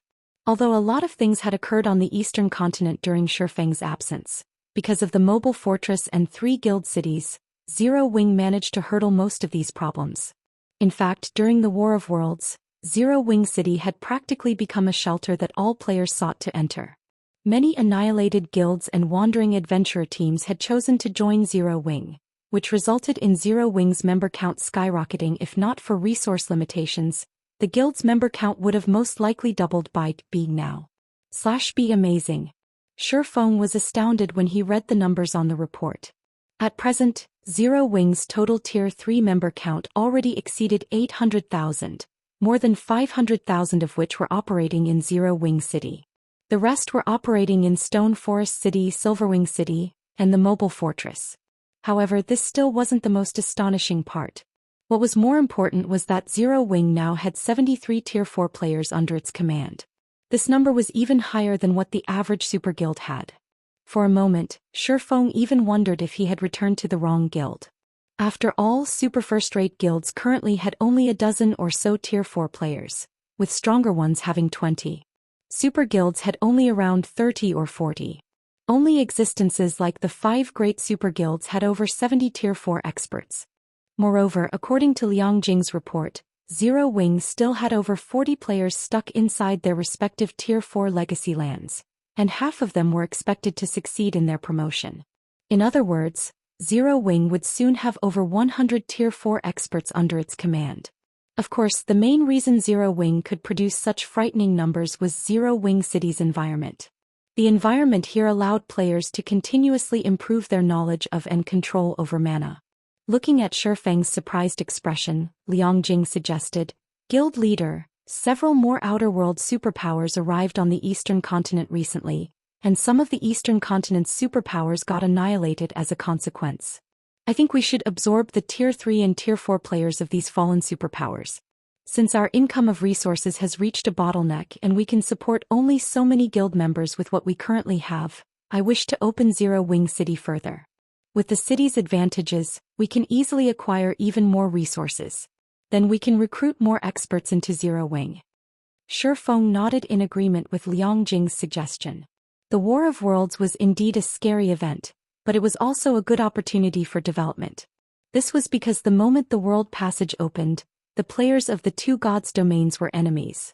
Not only were players from the two gods' domains incapable of adding each other as friends, but they couldn't communicate with each other through the system either. Read latest chapters at Wuxia World. EU. In addition, players of the two worlds could kill each other without accumulating any crime value. In fact, native players would even receive gifts and EXP from killing Outer World players, albeit significantly lower EXP than the EXP awarded for killing monsters and NPCs. Most importantly, native players couldn't join Outer World guilds and vice versa. Hence, native forces were the only option available to members of fallen superpowers. We should indeed open Zero Wing City further to the public. Smiling, Feng added, before that though we still need to do something. We still need to do something? Liang Jing parroted in confusion. In her opinion, Zero Wing had already done everything possible and reached its current development limit. To expand its forces further, the only option it had was to open up Zero Wing City. As for Zero Wing's other territories, developing them any further was impossible at present. That's right. Nodding, Feng took out a document and said, prepare the materials on this list for me. I need them immediately. Further opening Zero Wing City to the public was a must. However, before doing so he needed to complete the Intercontinental Teleportation Array. With it, the city's opening would generate much better results. Chapter 2865. Special Loot. After Liang Jing left the room to prepare the listed materials, Feng finally had time to sort through the loot from the Outer World players. Even the weakest among Quasi-Eagle's group was a Tier 3 player with Tier 4 combat power, so they all possessed excellent equipment, especially those Tier 3 players. If he could gather a complete set of their equipment he would be able to increase Zero Wing's number of Tier 4 combatants by 1. As Feng inspected the loot he couldn't help feeling some awe at the Outer World players' equipment. Every one of those Tier 3 experts was actually geared in Tier 3 mana set equipment. In the current God's domain, a full set could easily sell for over 10,000 gold. However, compared to the Tier 4 experts' loot, the Tier 3 experts' loot was inferior by a large margin. Even the worst item dropped by the Tier 4 Outer World players was level 150 epic equipment. Some of them had even dropped parts of epic set equipment. Judging by the loot, Feng could say with certainty that these Tier 4 Outer World players were using full sets of epic set equipment. Even the current Zero Wing didn't have epic set equipment. Setting aside how rare epic set equipment was, even if one found a way to obtain a set, one would still have to expend an incredible amount of time and manpower to acquire the full set. After all, there was no way to gather a full set just by killing one type of boss monster. One would have to kill multiple types of bosses. Moreover, these bosses were not guaranteed to drop the equipment one desired. In other words, if one didn't kill a large number and variety of bosses, gathering a complete set of epic set equipment would be impossible. Meanwhile, killing a bunch of level 150 mythic ranked bosses was a task that required a large number of Tier 4 players. Of course, one part of an epic set equipment from the Outer World players didn't prove anything. However, Feng didn't have just one part but 5. Moreover, this was merely the loot he got from killing Tier 4 experts of an Outer World mercenary group. He could easily imagine how excellent the equipment of the Outer World superpowers Tier 4 experts was and how many Tier 4 experts these superpowers possessed. Otherwise, it would be impossible for a measly mercenary group to gather so much epic set equipment. No wonder the Eastern Continent's superpowers are powerless to retaliate. In terms of equipment standards alone, they are already behind by more than half a year. Not to mention there is also the massive difference in the number of Tier 4 experts. Feng's head ached as he looked at the items before him. Originally, he thought that the difference between Earth's God's domain and the interstellar continent's God's domain lay only in the number of Tier 4 experts and combat techniques they possessed. Now he found that there was a massive gap even in weapons and equipment. He had to admit that the threat level of the Outer World's players and forces exceeded his expectations. After all, even now Zero Wing could manufacture only individual pieces of epic equipment. Moreover, the production volume was incredibly low since only a handful of players could make them. And worse, according to the statistics report regarding Zero Wing's Tier 4 members, less than 30% of them were currently equipped with 5 or more pieces of level 150 epic equipment. The rest had only 3 or so pieces of level 150 epic equipment on average. As for epic set equipment, dream on. Zero Wing's Tier 4 experts had that many pieces of level 150 epic equipment mainly because of the Arctic Canyon. In addition, Xianxia and Cleansing Whistle had returned from the ancient god's domain with a large number of level 150 epic equipment. If not for these factors, Zero Wing's Tier 4 experts would be even more poorly equipped right now. However, it wasn't exactly accurate to describe Zero Wing's Tier 4 experts as poorly equipped. At the very least, they were much better equipped than the native superpowers Tier 4 experts. They were only inferior when compared to the Outer World's Tier 4 experts. It seems I'll have to start acquiring some top-tier epic weapons and equipment once I finish setting up the Intercontinental Teleportation Array. Otherwise, even if we have enough Tier 4 experts, we still won't be able to go up against the Outer World superpowers. While it was indeed important for one to acquire legacy guidances and improve one's control over mana after reaching Tier 4, that didn't mean one could just ignore one's weapons and equipment.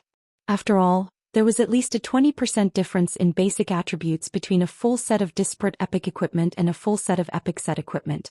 This difference would become even more significant with amplification by skills and mana control. After Feng finished inspecting the weapons and equipment dropped, he set his sights on a shabby, crystalline statue. When he inspected the statue though, he was stunned. An eternal item? No matter how he looked at the crystalline statue, it appeared ordinary.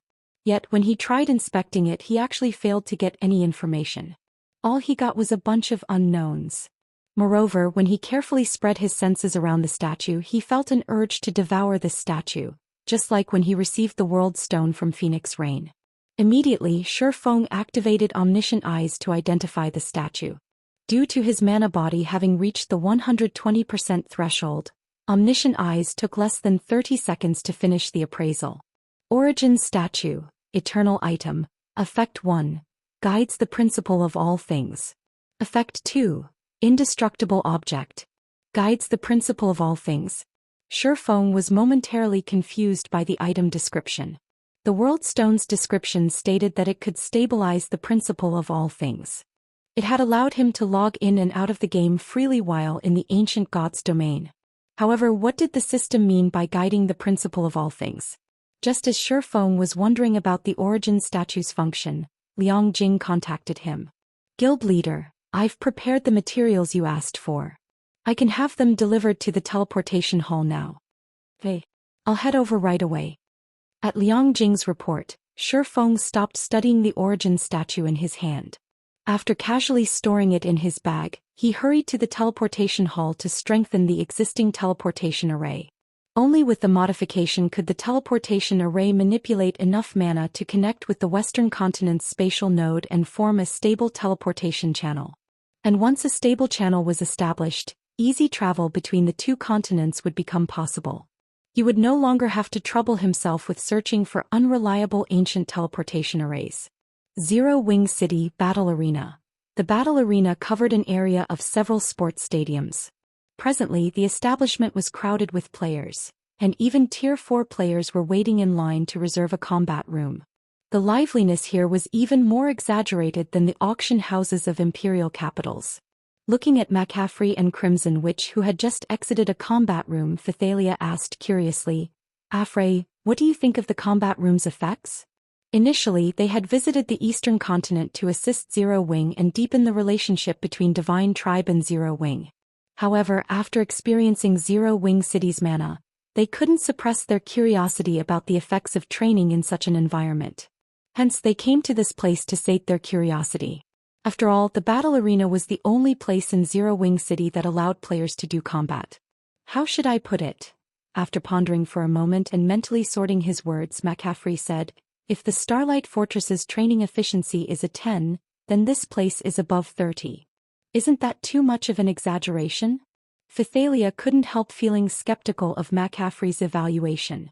Although she knew that McCaffrey was an austere person and that Zero Wing City's environment was extraordinary, McCaffrey's evaluation of the city's training effect was simply too exaggerated in her opinion. For players of their caliber, the quality of their training environment would need to be significantly better for them to see any improvements to their training efficiency. Hence, no matter how excellent Zero Wing City's environment was, She couldn't bring herself to believe that someone like McCaffrey would see his training efficiency triple. No. It's not an exaggeration. Commander Phythalia, although the mana here isn't misty, when you start manipulating the ambient mana, you'll discover that its density is actually much greater than the mana mist you find in the outside world. Crimson Witch insisted earnestly. If you fight against an expert of the same caliber in this environment, the insights you can get are on a completely different level. This is especially true for your control over mana. I really don't know how Zero Wing accomplished this. They actually managed to let a guild city have such dense mana. You can even view the operating principles of mana with such high clarity. She's right. If I can train here, I'm confident I can further improve my mana body in less than 10 days, McCaffrey said, nodding. He then looked enviously at the Zero Wing members in the building. The Divine Tribe trio had the fortune of visiting Zero Wing City only because they had followed Feng to the Eastern Continent. If not for Feng granting them access, they wouldn't have been able to enter the city. They also wouldn't have realized how astonishing the city's environment was. Meanwhile, Zero Wing's members could actually enjoy the environment here every day. How could he not envy them? At his current standard, increasing his mana body's completion rate by even 1% was incredibly challenging. Yet in Zero Wing City he saw the chance to improve his mana body rapidly. A glimmer appeared in Crimson Witch's eyes as she insisted, "Commander Phythalia, we must recommend establishing a temporary residence in Zero Wing City to the Grand Elders and Guild Leader once we return.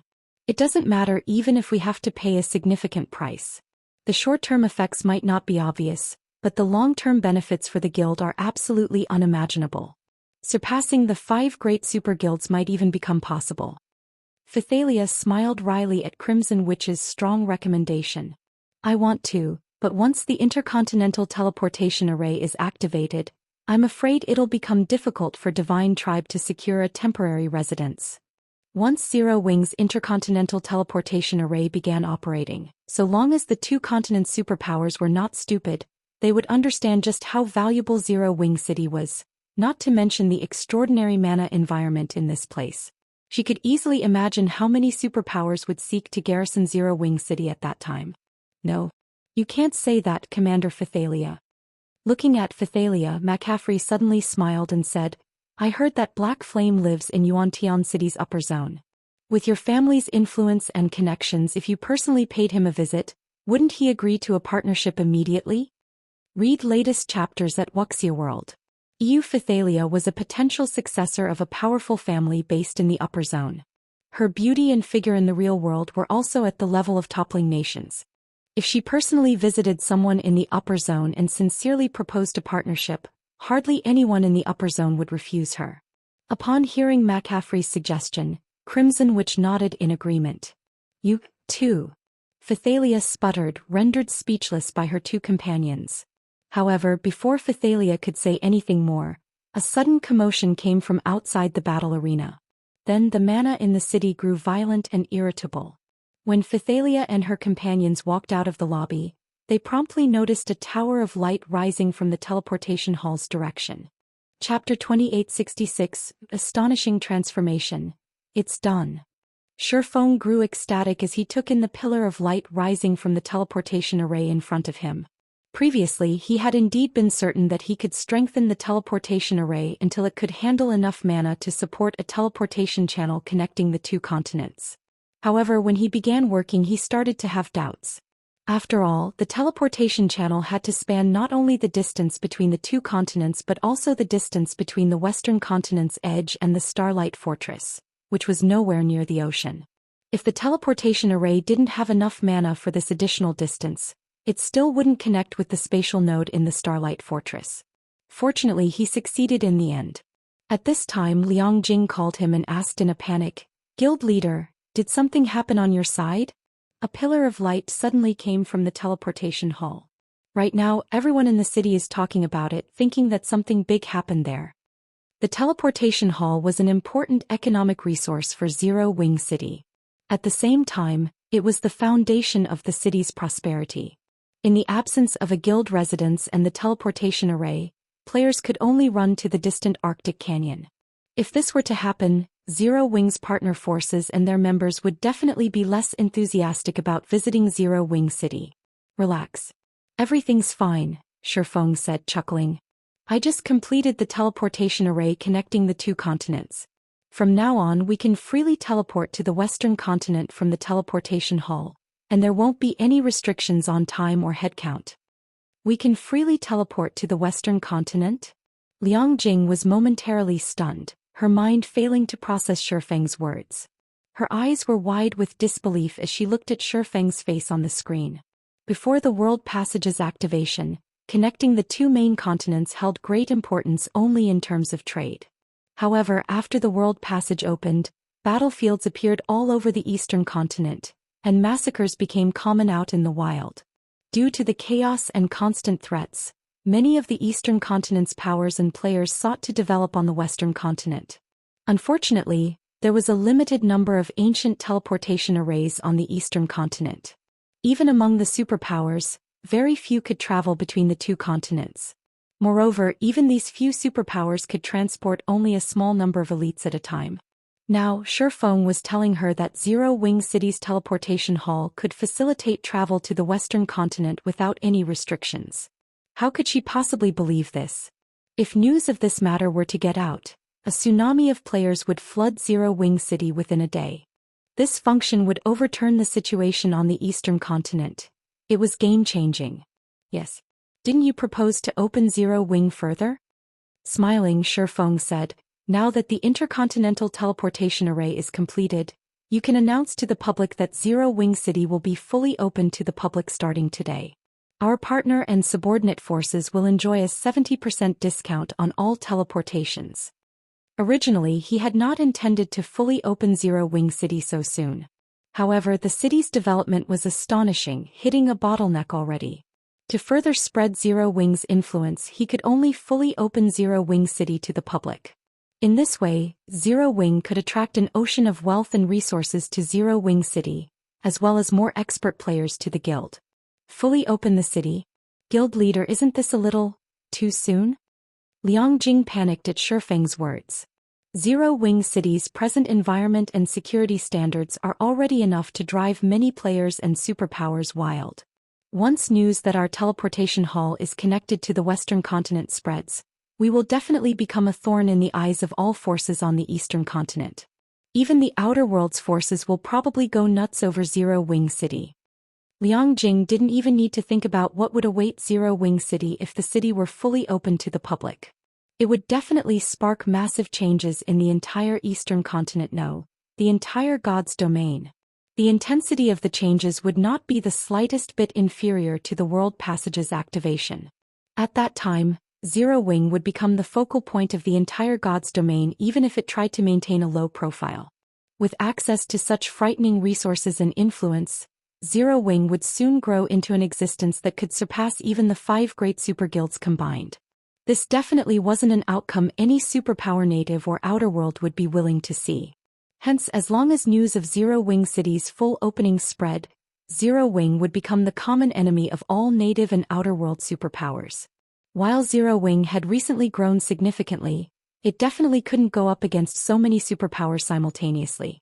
Not to mention the outer world superpowers were existences that had successfully destroyed more than a dozen kingdoms. Moreover, the number of Tier 4 NPCs a kingdom commanded far exceeded Zero Wing's number of Tier 4 experts. The royal capitals of NPC kingdoms had stronger defenses than Zero Wing City, yet these cities had still fallen in the end. Of course, a large part of why these kingdoms had fallen was the Outer World's NPC forces. However, nobody could say for certain that the Outer World's players couldn't guide or cooperate with the Outer World's NPC forces to target Zero Wing. Naturally, Feng understood Liang Jing's concerns. In an earnest tone he explained, I understand, but this is a problem we will have to face sooner or later. Thus, we should strike while the iron is hot and strengthen Zero Wing in one fell swoop. If we succeed, we'll have a much better chance at contending with the native and outer world superpowers. Previously, 16th Cloud had provided him with plenty of information regarding the outer world's various forces.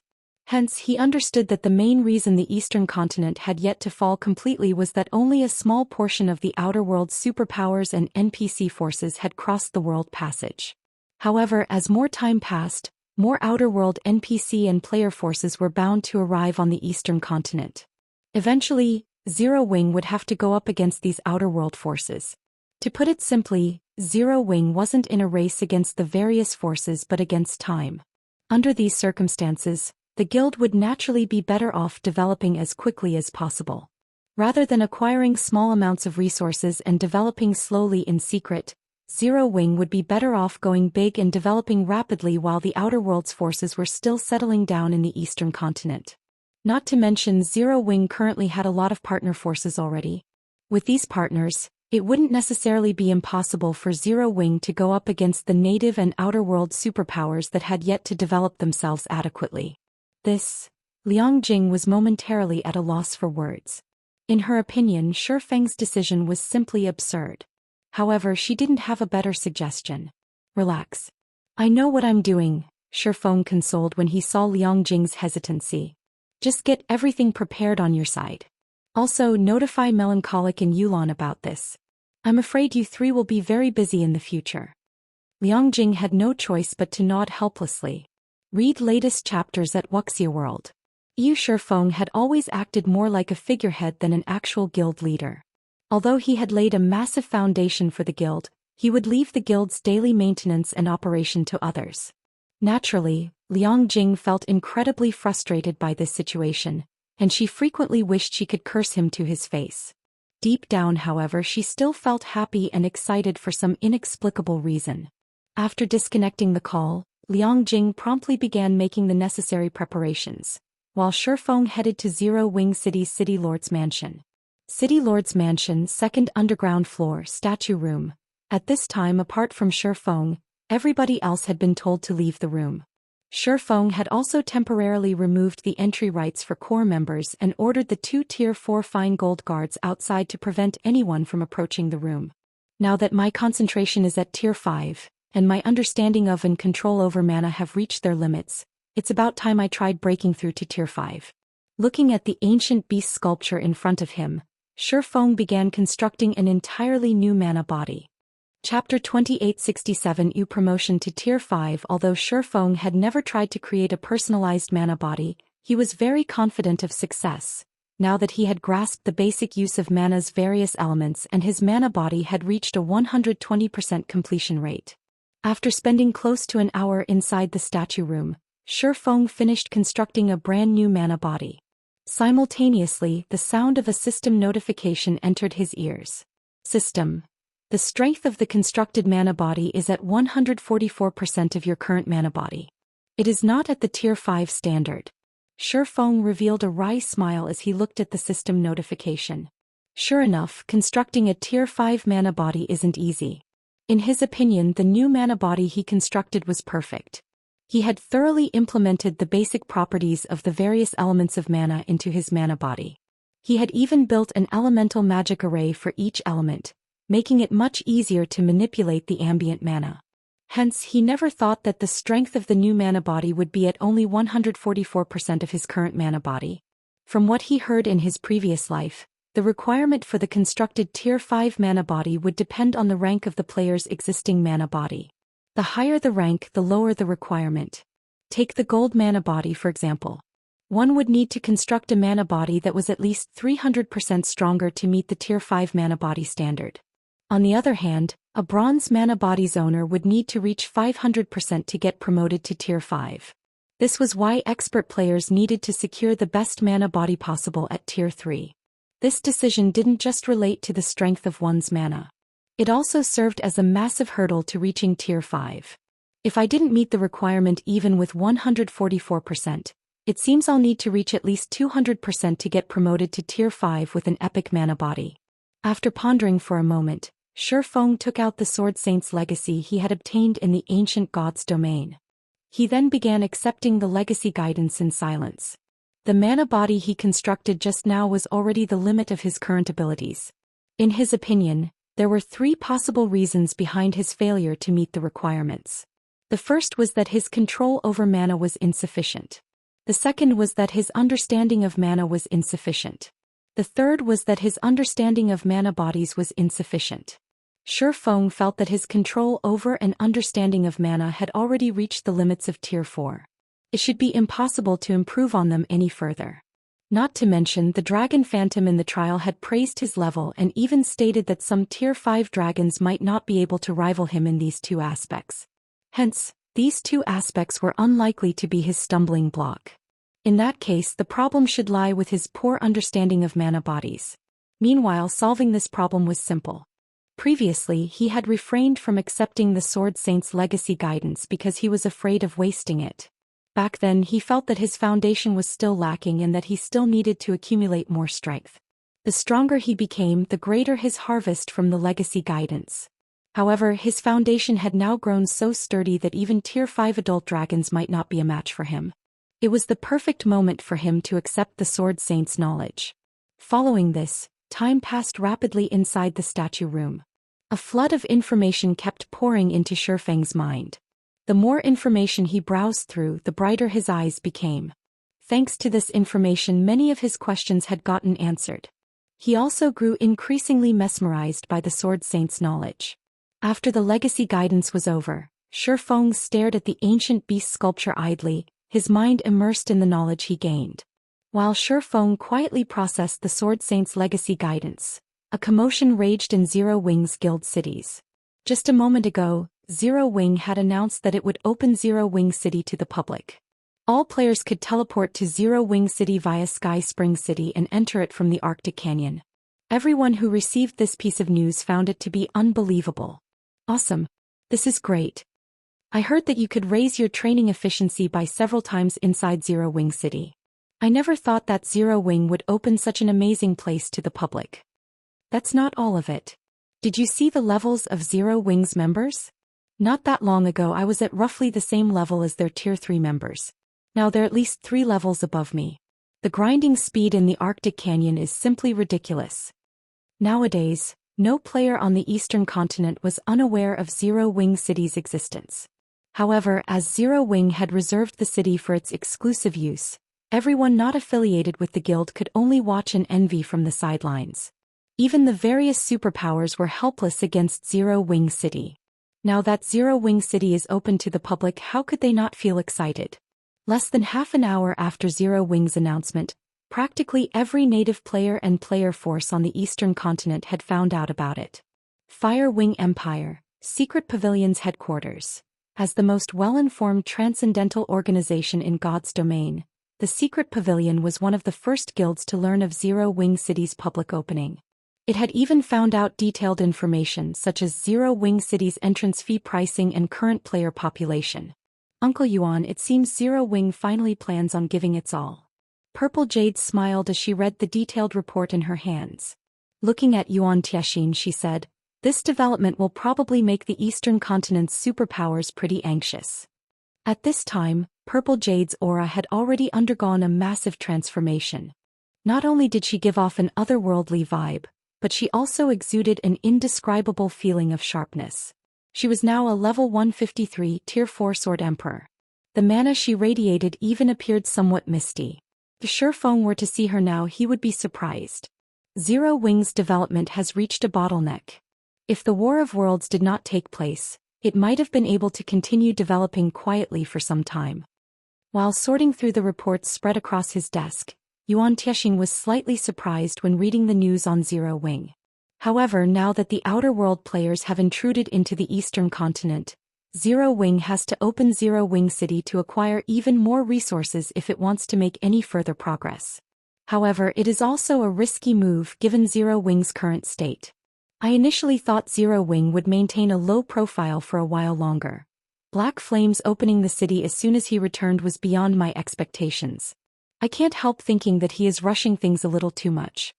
Yuan Tianxin did not doubt that Feng had opened Zero Wing City to the public because of the Outer World players' invasion.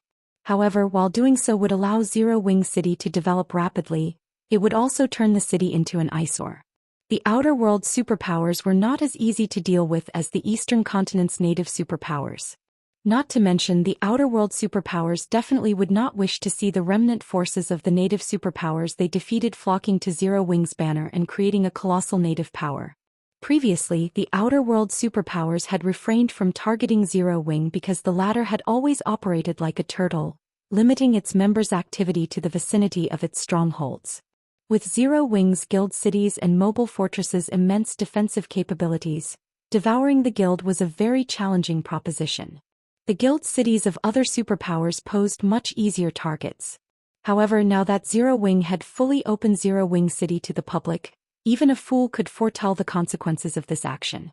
With the city's massive advantages, Zero Wing would become the strongest and largest guild on the eastern continent.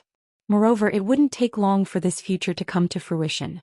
Given this situation, although Zero Wing was a tough nut to crack, the outer world superpowers would still choose to annihilate Zero Wing first for the sake of their future.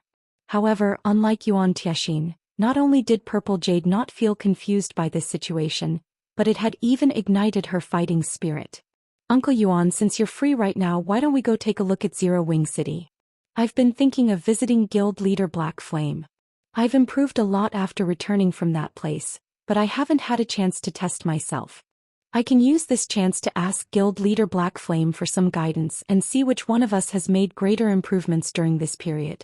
After she returned from her training, nobody among the secret pavilion's younger generation could match her. Since she had always set Feng as her target, she was very curious to see whether she could now defeat him and become God's domain's #1 swordsman. All right. Since you wish to go, I'll go with you. Yuan Tianxin revealed a bitter smile as he took in Purple Jade's spirited look. She had been restless ever since completing her training. However, he also felt that Feng would be a good opponent for the current Purple Jade. Afterward, Yuan Tianxin and Purple Jade departed the secret pavilion's headquarters and teleported to Sky Spring City. While the eastern continent was in an uproar over Zero Wing City's opening. Inside the city lord's mansion of Zero Wing City, Feng's eyes opened abruptly. Amazing. As expected of a complete legacy guidance from an ancient sword saint. After processing the sword saint's legacy guidance, Feng finally understood what exactly a complete legacy guidance was. He also understood why Fire Dance would make such significant improvements after experiencing the legacy guidance. The legacy guidance described the properties and usage methods of the various elements of mana in detail and provided a comprehensive introduction to the components and basic applications of the mana body. Although the information provided mainly targeted the swordsman class, it was also beneficial to the other classes. This was especially true for the information on the mana body's components. Of course, if one lacked a good understanding of the fundamental properties of mana's various elements, one would have difficulty understanding all of the information provided. Naturally, one's improvements would also be limited. This was because all of the mana body's basic applications mentioned in the legacy guidance required familiarity with the various elements of mana. My previous considerations for the mana body were too arbitrary. Moreover, they were all modifications based on my existing mana body when the Tier 5 mana body is essentially something completely different. When Feng thought about the mana body he previously created, he couldn't help laughing at his ignorance. Why were Tier 5 entities so much more powerful than Tier 4 entities? It was because Tier 5 existences possessed life ratings far superior to Tier 4 existences. The two couldn't even be considered the same type of creature. Yet he had foolishly tried to use his Tier 4 mana body as a base for his Tier 5 mana body. His idea was fundamentally flawed. Another reason contributing to a Tier 5 existence's strength was their powerful mana. The mana flowing within their bodies was no longer gaseous or misty. Instead, it was liquid. Hence, when constructing a Tier 5 mana body, one had to liquefy their mana. If one couldn't achieve such mana, constructing a Tier 5 mana body would naturally be impossible. After thinking up to this point, Feng began his second attempt at constructing his Tier 5 mana body.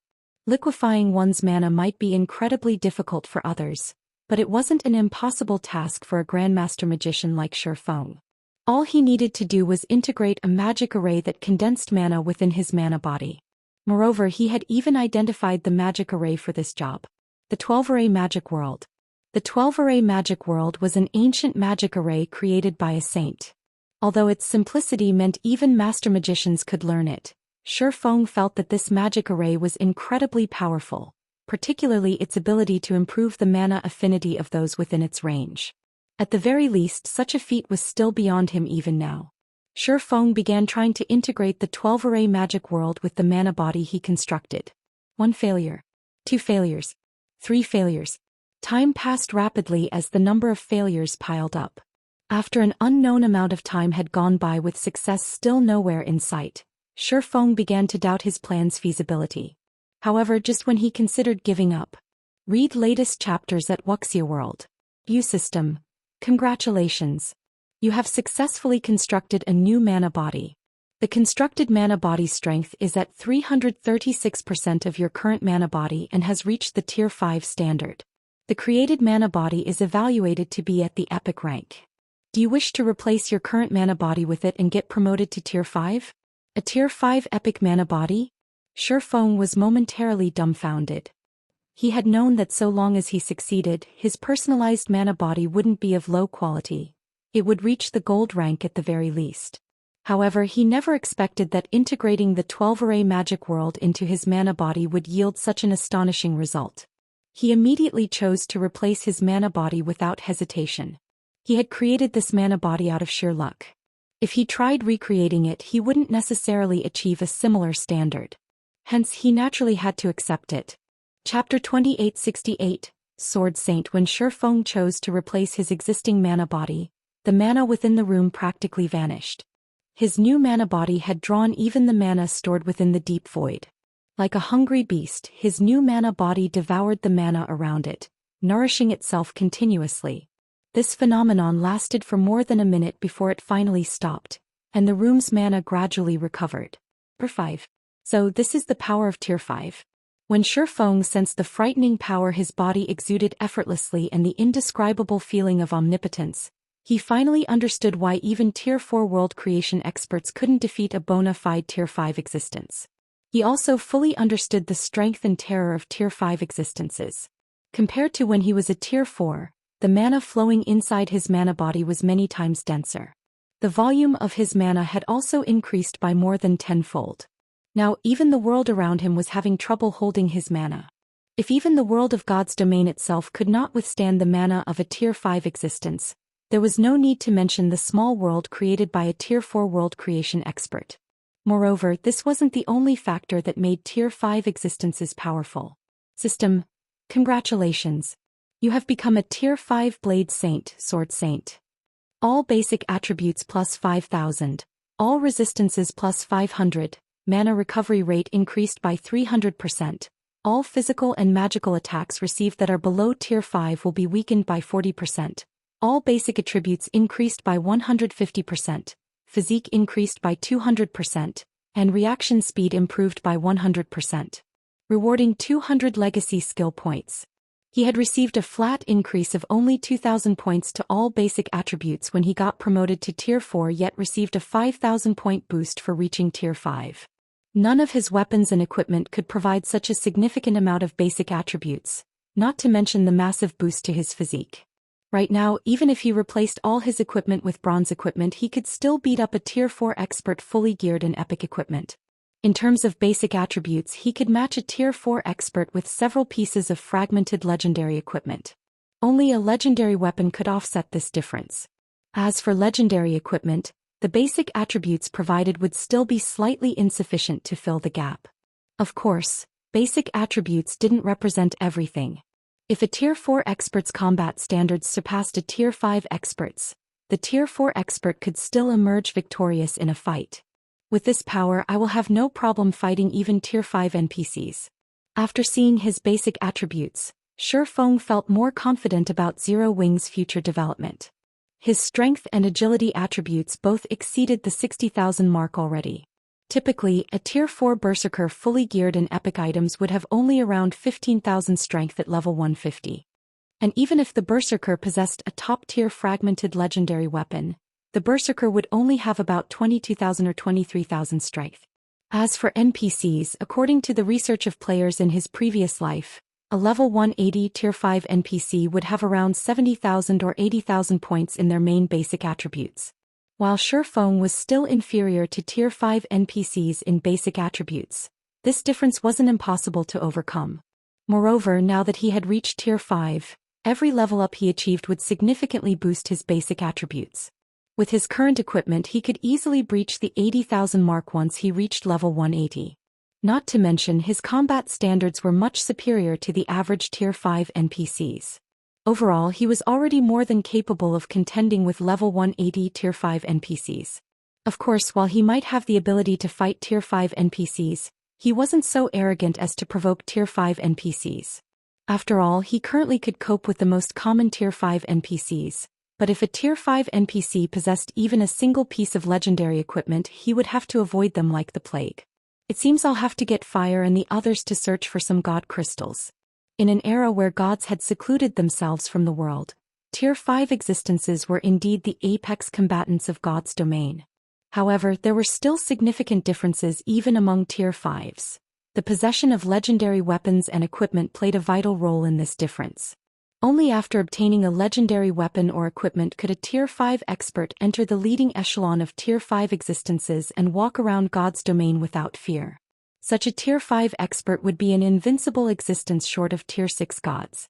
However, if a Tier 5 expert did not own a legendary weapon or equipment, they would only be second-rate among Tier 5 existences, regardless of any heaven-defying combat standards. While they might be able to contend against Tier 5 experts belonging to the leading echelon, they would never be part of it. Indeed, the difference between having a legendary item and not having one was precisely that massive. In the past, every Tier 5 expert capable of transcending tiers to fight Tier 6 god-ranked experts owned a legendary weapon or equipment, with some even having more than one. If Feng wanted to roam God's domain without fear, obtaining a legendary weapon or equipment was of utmost importance. After Feng familiarized himself with his Tier 5 mana body, he left the statue room. However, when he stepped into the City Lord's mansion's lobby, he was stupefied by the sight that greeted him. People crowded the room to capacity.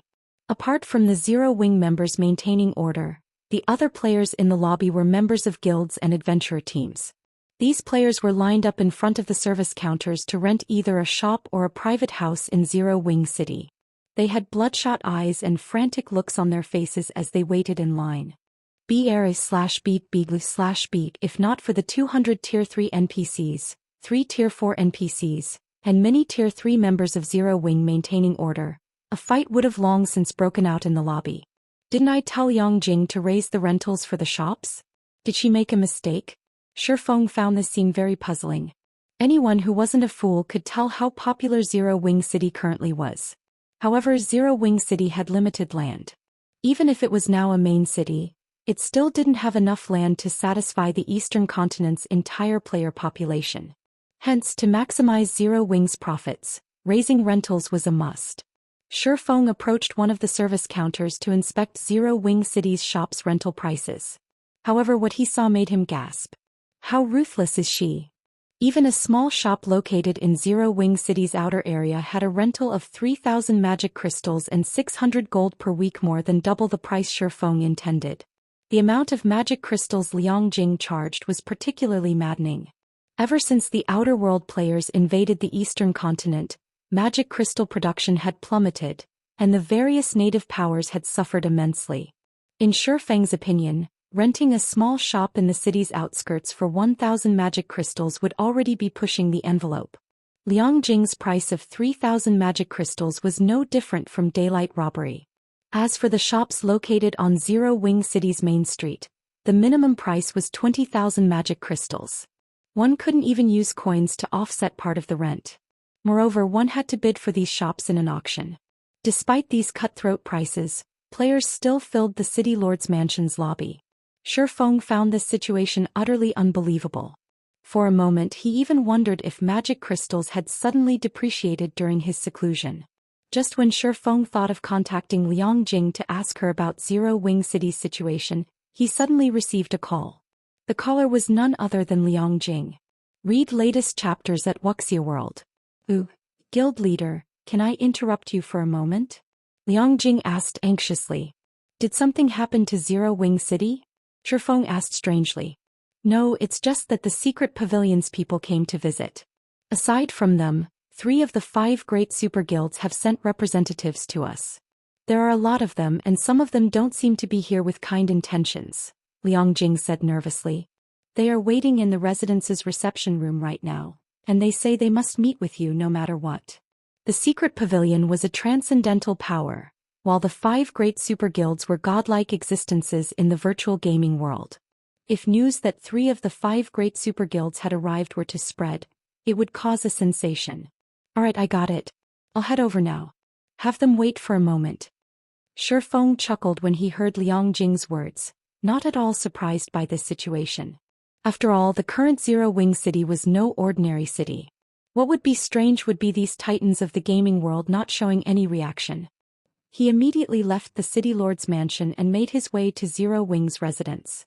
Chapter 2869 Apex Gathering Zero Wing Residence, Top Floor Reception Room. As the primary guild residence of a main city, Zero Wing's guild hall was a 30-story tall building almost 200 meters high. One had an unobstructed view of the entire Zero Wing City if one looked out the top floor reception room's windows. Since Zero Wing City was located in a snowland and backed by the endless sea, the view here was unique for players who often operated around NPC cities surrounded by greenery. Unfortunately, none of the dozen or so people currently seated in the reception room showed any interest in admiring this beautiful scenery. Instead, they focused on sizing up each other. Zero Wing City has attracted a lot of bigwigs.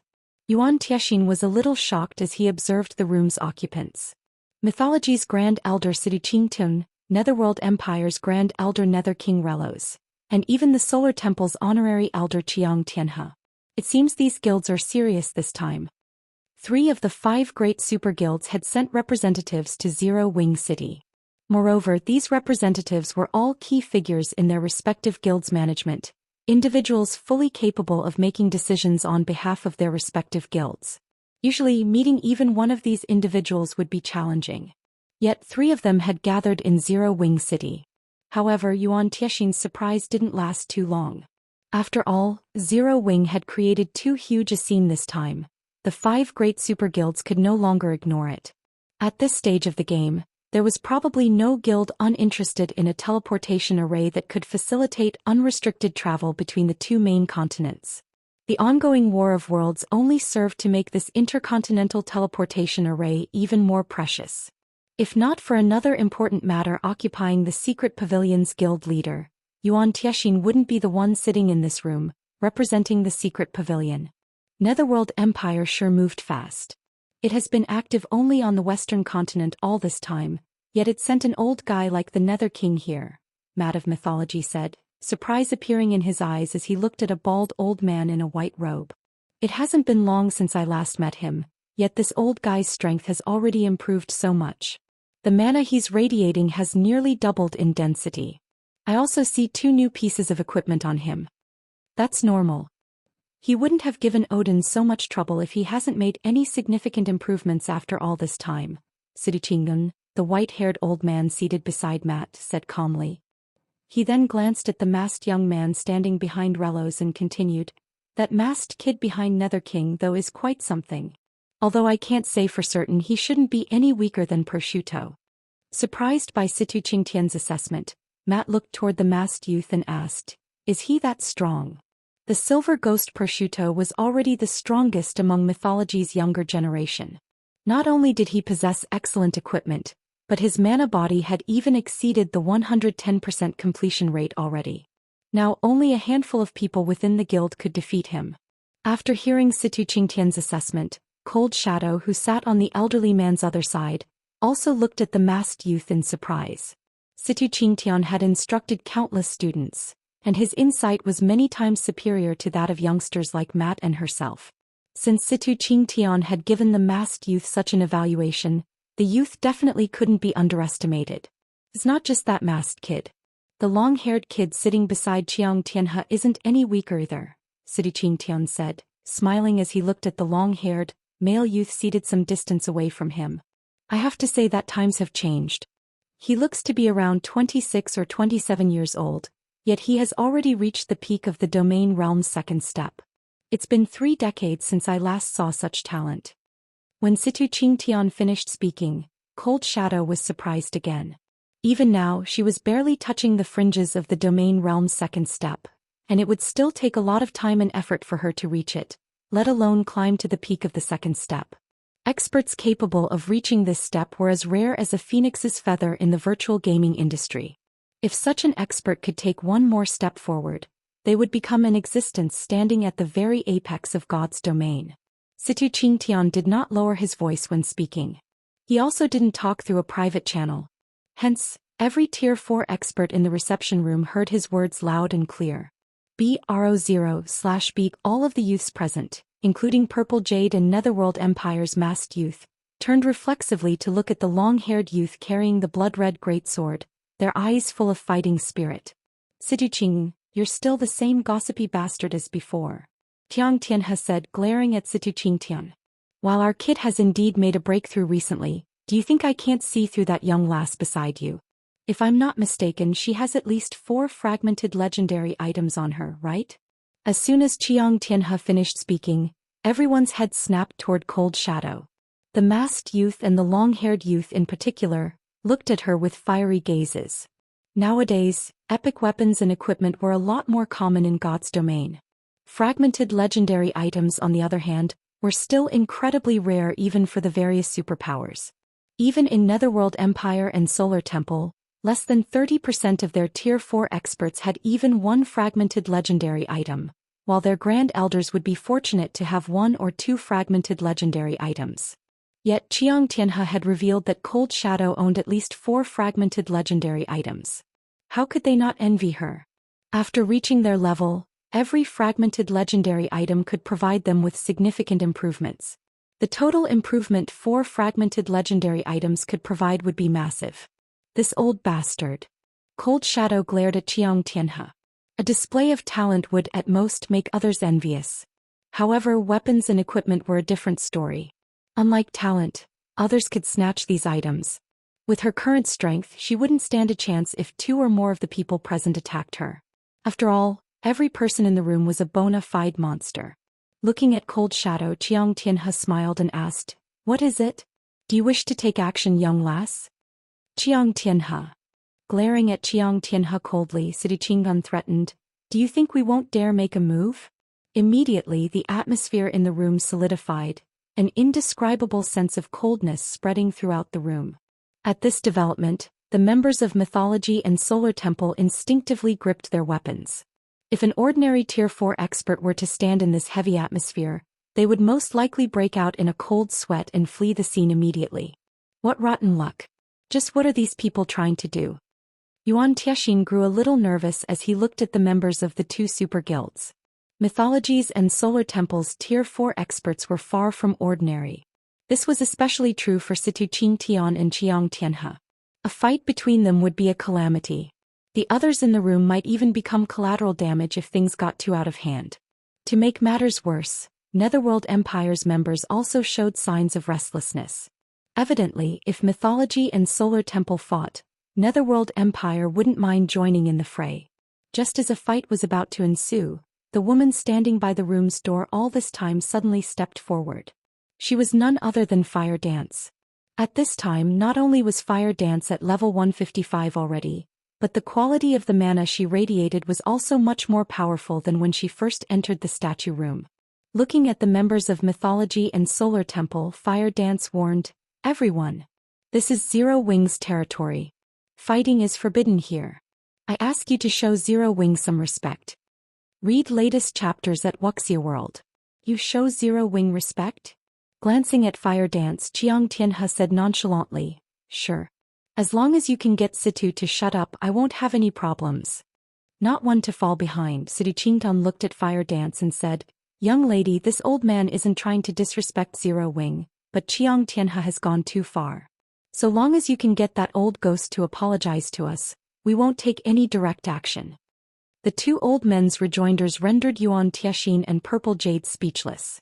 Fire Dance was indeed powerful, but she was still slightly weaker than the 2 old men. At most, she could contend against the younger generation of Mythology and Solar Temple. Hence, it was impossible for her to silence the 2 guilds all by herself. Moreover, based on the words spoken by Tiang Tianhe and Situ Qingtian, the 2 of them were clearly trying to make a show of power to Zero Wing. If Fire Dance failed to deal with this situation appropriately, she would make a fool of herself and Zero Wing. However, without any hesitation, Fire Dance calmly told the 2 old men, "If you 2 refuse to give up, then please leave Zero Wing City. Zero Wing does not welcome such guests." Chapter 2870 Feng's sword fire dance's words resounded like thunder in the reception room, causing silence to descend on the room momentarily. Yuan Tiexin and Purple Jade also stared at fire dance reflexively. Has she lost her mind? Both Sidu Qingtian and Qiang Tianhe were big shots who spoke and acted on behalf of their respective guilds. The two had behaved rudely to show off their power and gain an advantage in their upcoming negotiations with Zero Wing, but Fire Dance's words cornered them. They couldn't back down without harming their reputation. If these two old men got angry for real, the consequences would be unimaginable.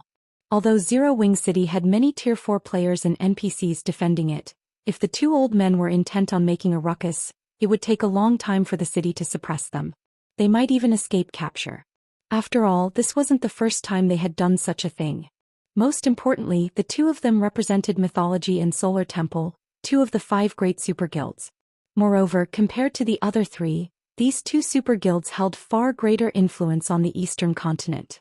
The 2 guilds might currently be incapable of retaliating against Zero Wing, but as holders of reserve seats for God's Domain's 12 great guilds, they could ruin the Twin Towers Kingdom and Starmoon Kingdom with just a word. Now that the Outer World's forces were rapidly expanding their influence, the NPC kingdoms and empires had limited combat power to spare.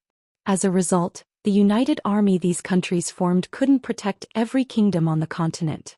With the resumption of the war imminent, if Mythology and Solar Temple requested the NPC forces not to defend the Twin Towers Kingdom and Starmoon Kingdom, the 2 kingdoms would face swift destruction. Without the support of these 2 kingdoms, even if Zero Wing had Zero Wing City and the ability to teleport between the 2 continents, its income would still plummet. This was because most of the independent players and guild players visiting Zero Wing City could reach the city only via Sky Spring City's teleportation hall. It wasn't possible to teleport to Zero Wing City from other NPC cities. If Sky Spring City disappeared, these players would naturally lose the means to teleport to Zero Wing City.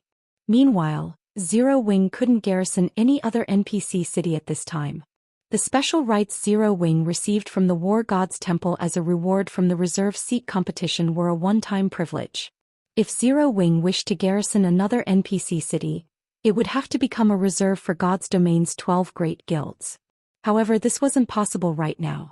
This was also precisely the reason Mythology, a guild that had been suppressing Zero Wing all this time, dared to come to Zero Wing's doorsteps and negotiate for partnership.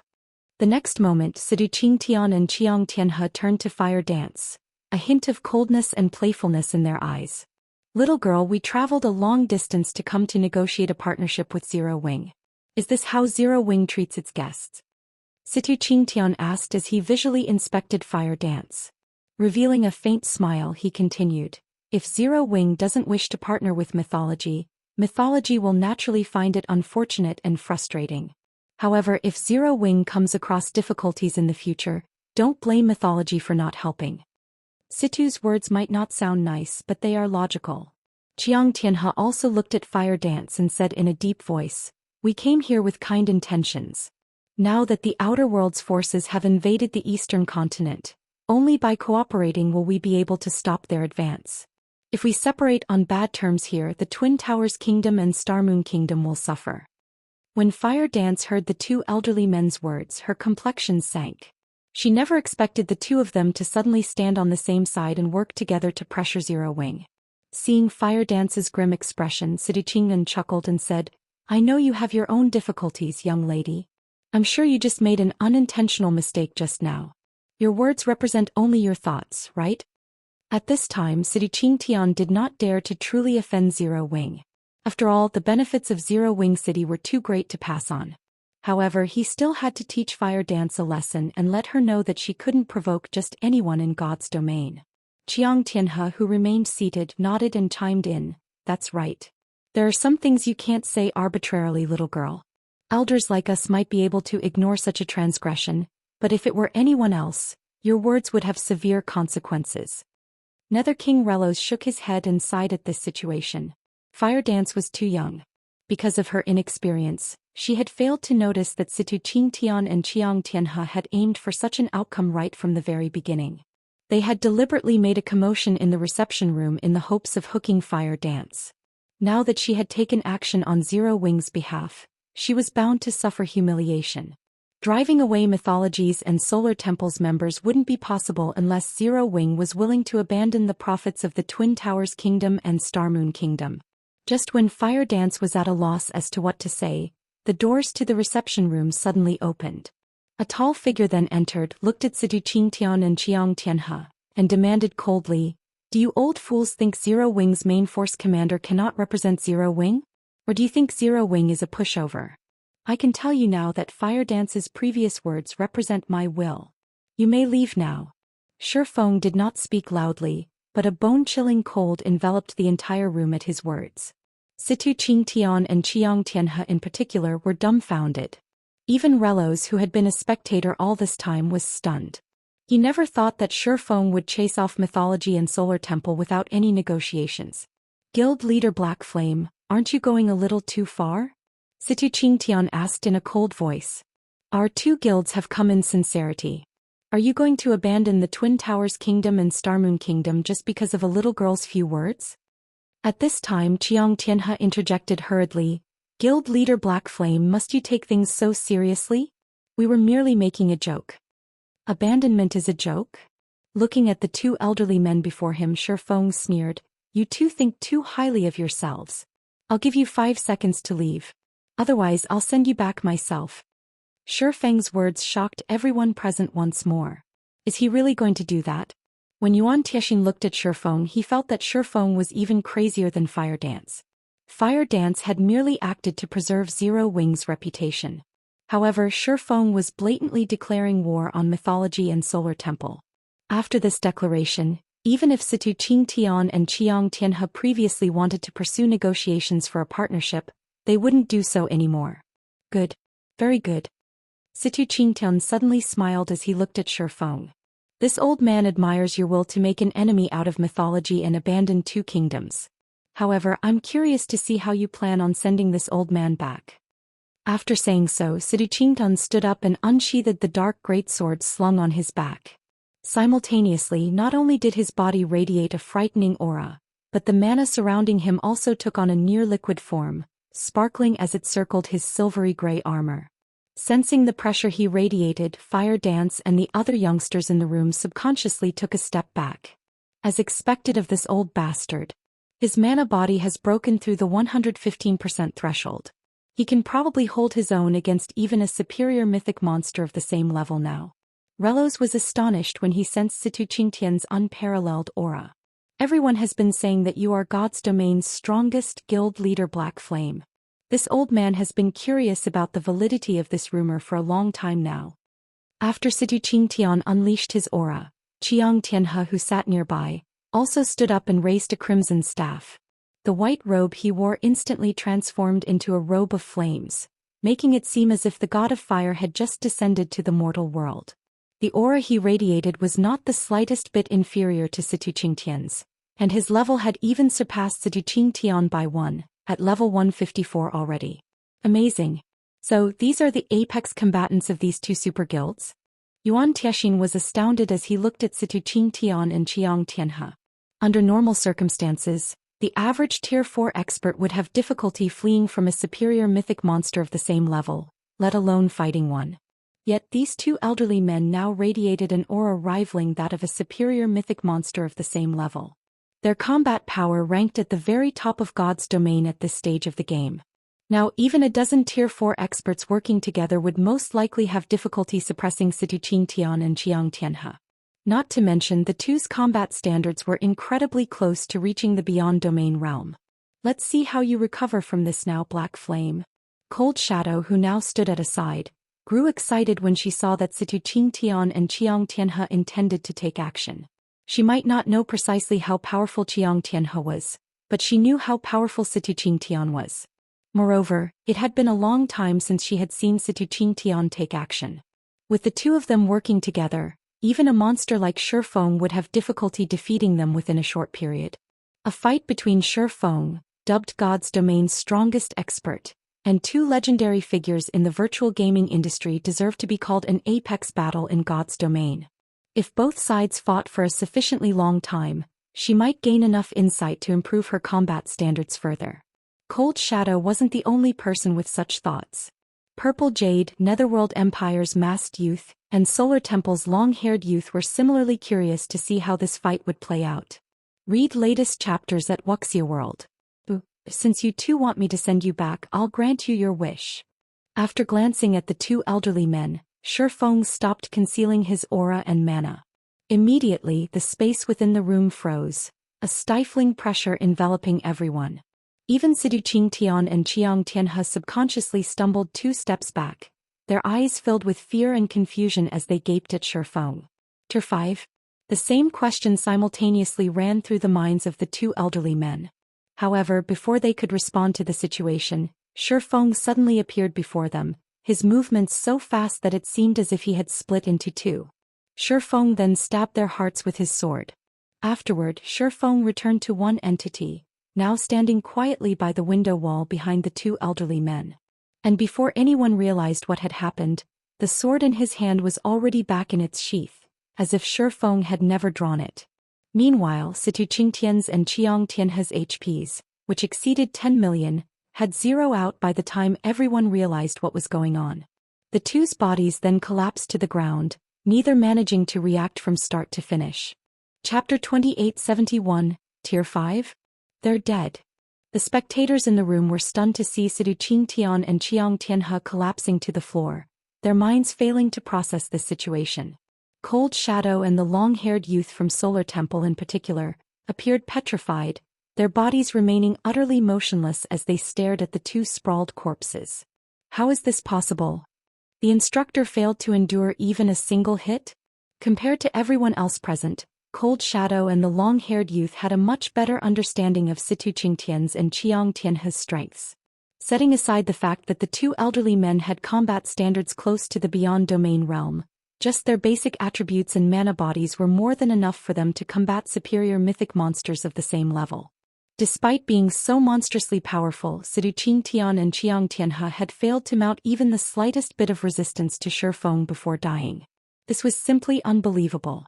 Yuan Tiexin and Purple Jade were similarly astonished at this situation, their minds unable to recover from the shock even after a long time.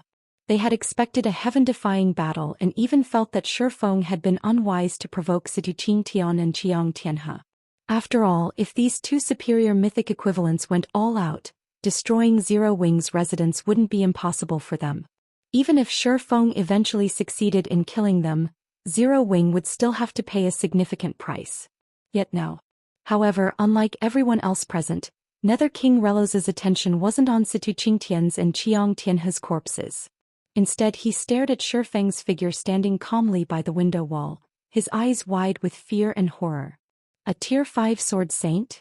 Although it was only an instant, Relos had felt unprecedented fear overwhelming his body when Feng executed his attack. That spine-chilling fear hadn't come from just witnessing Feng's frightening power. Instead, it was an instinctive, bone-deep fear.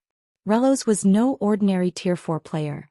He was someone who had developed his mana body to an incredible extent.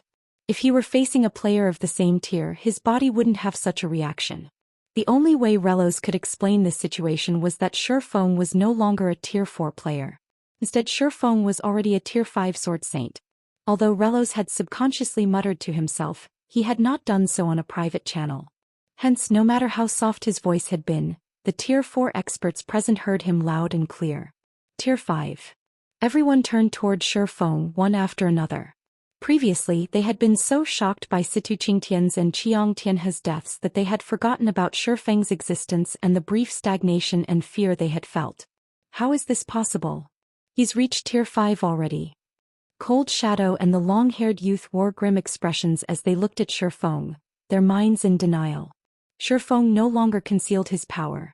Hence, everyone in the room could feel tremendous pressure originating from a difference in life rating. Feng's life rating was something no Tier 4 player could possess, no matter what.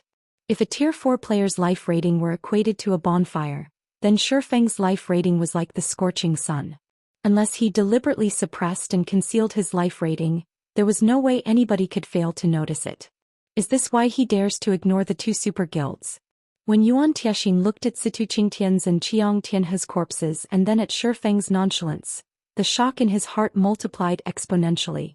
Meanwhile, Purple Jade was at a loss for words, a complicated expression on her face. She had come to Zero Wing City to determine her growth and whether she could catch up to Feng, however, let alone catching up. The two of them weren't even standing on the same playing field anymore. Tier 5. In the current era, Tier 5 existences were already considered the apex existences of God's domain. They were capable of single-handedly destroying an entire kingdom, monsters that no current Tier 4 player could hope to go up against. Guild Leader. Fire Dance's eyes brimmed with jubilation and shock when she looked at Feng. This revelation was too shocking. If Zero Wing still had to be fearful of the 5 great super guilds before, then it could now ignore their existence. After all, the gap between Tier 4 and Tier 5 was utterly massive. Even if the 5 great super guilds had many monstrously strong players and even individuals at the Beyond Domain realm, none of them would be a match for a Tier 5 existence. Unless the 5 great super guilds similarly produced a Tier 5 expert, it wouldn't matter, even if they attacked Zero Wing with a large number of Tier 4 experts. Not to mention, destroying a guild city was child's play for a Tier 5 player.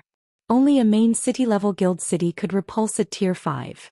Moreover, if one didn't have any means of retaliation, even a main city would eventually fall to a Tier 5 player. While Fire Dance was inwardly celebrating Feng's achievement, Feng turned his sights to Cold Shadow and the long-haired youth from Solar Temple. He then said calmly, "I only dealt a small punishment to the two of them today. If your 2 guilds pull such a stunt one more time, I won't mind visiting your headquarters." Cold Shadow and the long-haired youth did not have any thoughts of refuting Feng. They promptly left the reception room together with their guild members. Netherworld Empires and Secret Pavilions members quietly watched with complicated feelings as the 2 super guilds members left. Before, they had been treating Zero Wing as just another superpower. However, it wouldn't be an exaggeration to call Zero Wing the #1 guild of God's domain now. Not only did Zero Wing possess a Tier 5 Sword Saint, but it even had a holy land like Zero Wing City. At this point, even the 5 great super guilds couldn't hope to compete with it. Given enough time, Zero Wing was sure to become God's domain's #1 guild. At this point, Relos suddenly stood up from his seat, approached Feng and said respectfully, "Guild Leader Black Flame, I Relos wish to establish a partnership with Zero Wing on behalf of Netherworld Empire. We do not want much. We only need 1 temporary guild residence in Zero Wing City. In return, Netherworld Empire will provide Zero Wing with resources and business connections in the Western continent. We will also establish a military alliance with Zero Wing to resist the Outer World players. May I know what you think of this proposal, Guild Leader Black Flame?" Although Relos's respectful demeanor and sincere offer might seem surprising to others, the masked youth from Netherworld Empire and Xianxia did not find this situation unexpected at all. While reaching Tier 5 might not be impossible for an expert like Relos, it would still be incredibly challenging. This was because the promotion to Tier 5 had nothing to do with a player's combat standards. Instead, it depended entirely on one's control over and understanding of mana and the ability to construct a Tier 5 mana body. Before reaching Tier 5 himself, Relos would only be seeking death if he behaved arrogantly in front of a Tier 5 existence. Not one to fall behind, Xianxia also extended a similar partnership offer on behalf of the Secret Pavilion. The only difference was that the Secret Pavilion would only help defend Zero Wing City and Stone Forest City. It would not take part in any other battles. "Sure, I can agree to your conditions," Feng said after hearing the 2 guilds' offers. "However, I have an additional condition." Upon receiving this encouraging response, Relos grew a little excited and prompted, "Please speak, Guild Leader Black Flame." Initially, Relos thought that Feng wouldn't agree to his offer and would choose to monopolize Zero Wing City's resources. Feng's willingness to negotiate was a positive outcome. Xianxia also nodded in agreement with Relos's words. Feng smiled and said, "My condition is simple: a complete guild legacy. If your 2 guilds can provide me with your complete guild legacies, I can give you temporary residences in Zero Wing City immediately." Zero Wing was not lacking in resources at the moment. So long as Zero Wing City remained standing, the guild would have no trouble acquiring resources. However, a guild's development did not rely solely on resources. It also needed manpower and talents. Hence, acquiring a complete guild legacy was of utmost importance for Zero Wing. Only with a complete guild legacy could Zero Wing reliably nurture its experts to the domain realm. Okay, I agree to your condition on Netherworld Empire's behalf. Relos answered without hesitation. Read latest chapters at Wuxia World. EU. Upon hearing Relos's response, Yuan Tiexing gritted his teeth and said, "The secret pavilion has no problem with this either." When Feng heard the two guilds' positive replies, he inwardly sighed in relief. After all, a guild legacy was the root of a guild. Many guilds would rather face annihilation than share their guild legacy. He then nodded and said, "Good. I wish our three guilds a happy partnership from now on." Shortly afterward, Feng signed a contract with the Secret Pavilion and Netherworld Empire, taking an essential step toward Zero Wings becoming God's Domain's #1 guild. As Feng concluded his discussion with the two guilds, news of his promotion to Tier 5 and his killing Zhou Xian and Xianxia in Zero Wing City quickly spread and reached the ears of God's Domain's various powers. For a time, the entire God's Domain was in an uproar. Chapter 2872, God's Domain shaken. Zero Wing City, Battle Arena. Guild leader Black Flame has been promoted to Tier 5? 16th Cloud was stunned when she read the report she received.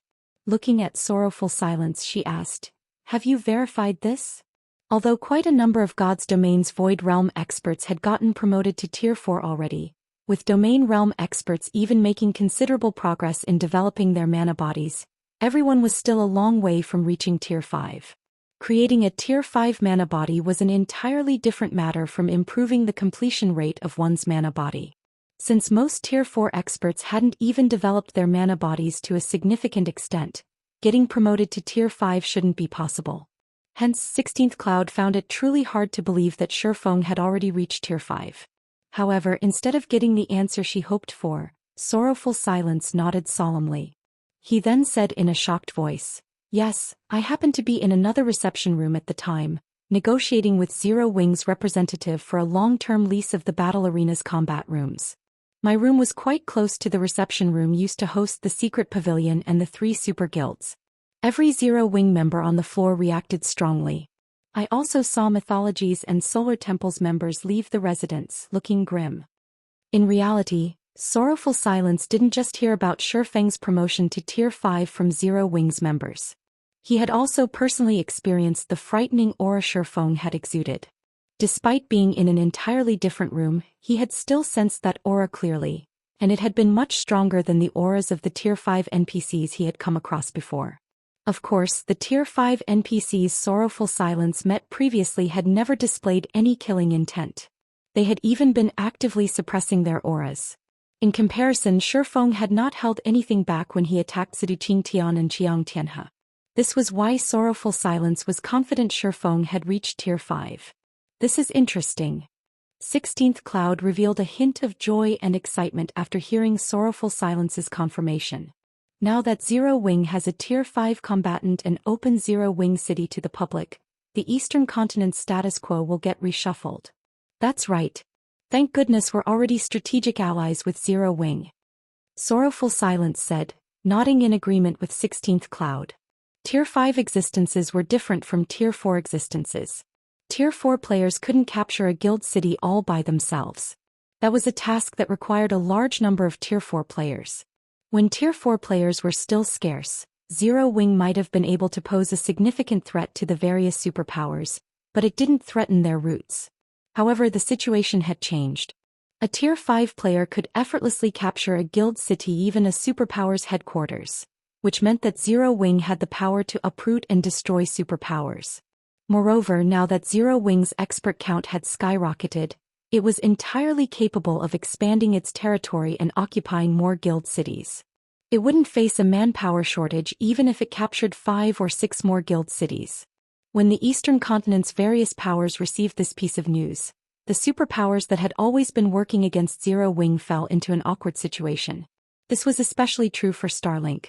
Upon learning about Feng's promotion to Tier 5, Starlink's executives all had ashen complexions. Inside the guild leader's office of Starlink's residence in the Dark Knight Empire. "Commander, now that Black Flame has gotten promoted to Tier 5, he definitely won't spare Starlink. Should we migrate our experts to the Western Continent now?" A level 150, Tier 4 female ranger suggested as she looked at the handsome youth quietly reading documents in the office. How many times have I told you to refer to me as guild leader? I am no longer just the commander of Tremorous Clown but Starlink's guild leader as well, Lu Tiandi said as he glanced at the enchanting female ranger. Yes, guild leader, the ranger responded calmly as she looked at Lu Tiandi. She then repeated, should we migrate now? That won't be necessary. Looking at the report in his hands, Lu Tiandi explained nonchalantly, Black Flame's promotion to Tier 5 is indeed a big problem for us, but there's no need for us to be afraid of him yet. The Eastern Continent's situation is no longer the same as before. The Outer World's forces are Zero Wing's biggest problem. Black Flame's promotion to Tier 5 should pose a considerable headache for those Outer World players. Moreover, Zero Wing has severed all chances of friendly relations with Mythology and Solar Temple. In the next war, the Eastern Continent's native NPC forces will definitely not provide Star Moon Kingdom and the Twin Towers Kingdom with any support. At that time, Zero Wing might not even be able to defend its own guild cities, let alone target other forces. If I were Black Flame, I wouldn't have exposed myself as a Tier 5 so soon and become a target for the Outer World forces. Instead, I would focus on raiding dungeons and world bosses to raise my guild's strength. God's Domain isn't a single-player game. A single Tier 5 player cannot stop all of the Outer World's NPC forces. The enchanting ranger's eyes brightened at Lu Tiandi's words. Doesn't this mean we have a chance? We can forget about Silverwing City since the Outer World forces will capture it.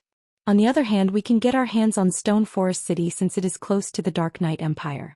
Even if Black Flame is Tier 5, he can defend only one location at a time. Once the war resumes, he'll be preoccupied with Zero Wing City. At that time, we can find an opportunity to secure Stone Forest City. Lu Tiandi said, smiling. However, this isn't something we can accomplish alone. Go and contact the superpowers that have a grudge against Zero Wing now. I believe they will be more than willing to come on board this plan. Yes, sir. The ranger nodded. While God's Domain's various powers were reeling from the news of Feng's promotion to Tier 5 and preparing countermeasures, Feng had finalized his discussion with the Secret Pavilion and Netherworld Empire over the specifics of their partnership.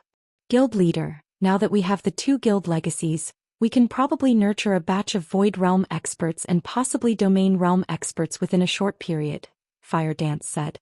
When she thought about how the Secret Pavilion and Netherworld Empire would be sending all their information on the realms of refinement to Zero Wing's headquarters tomorrow, she couldn't help feeling excited.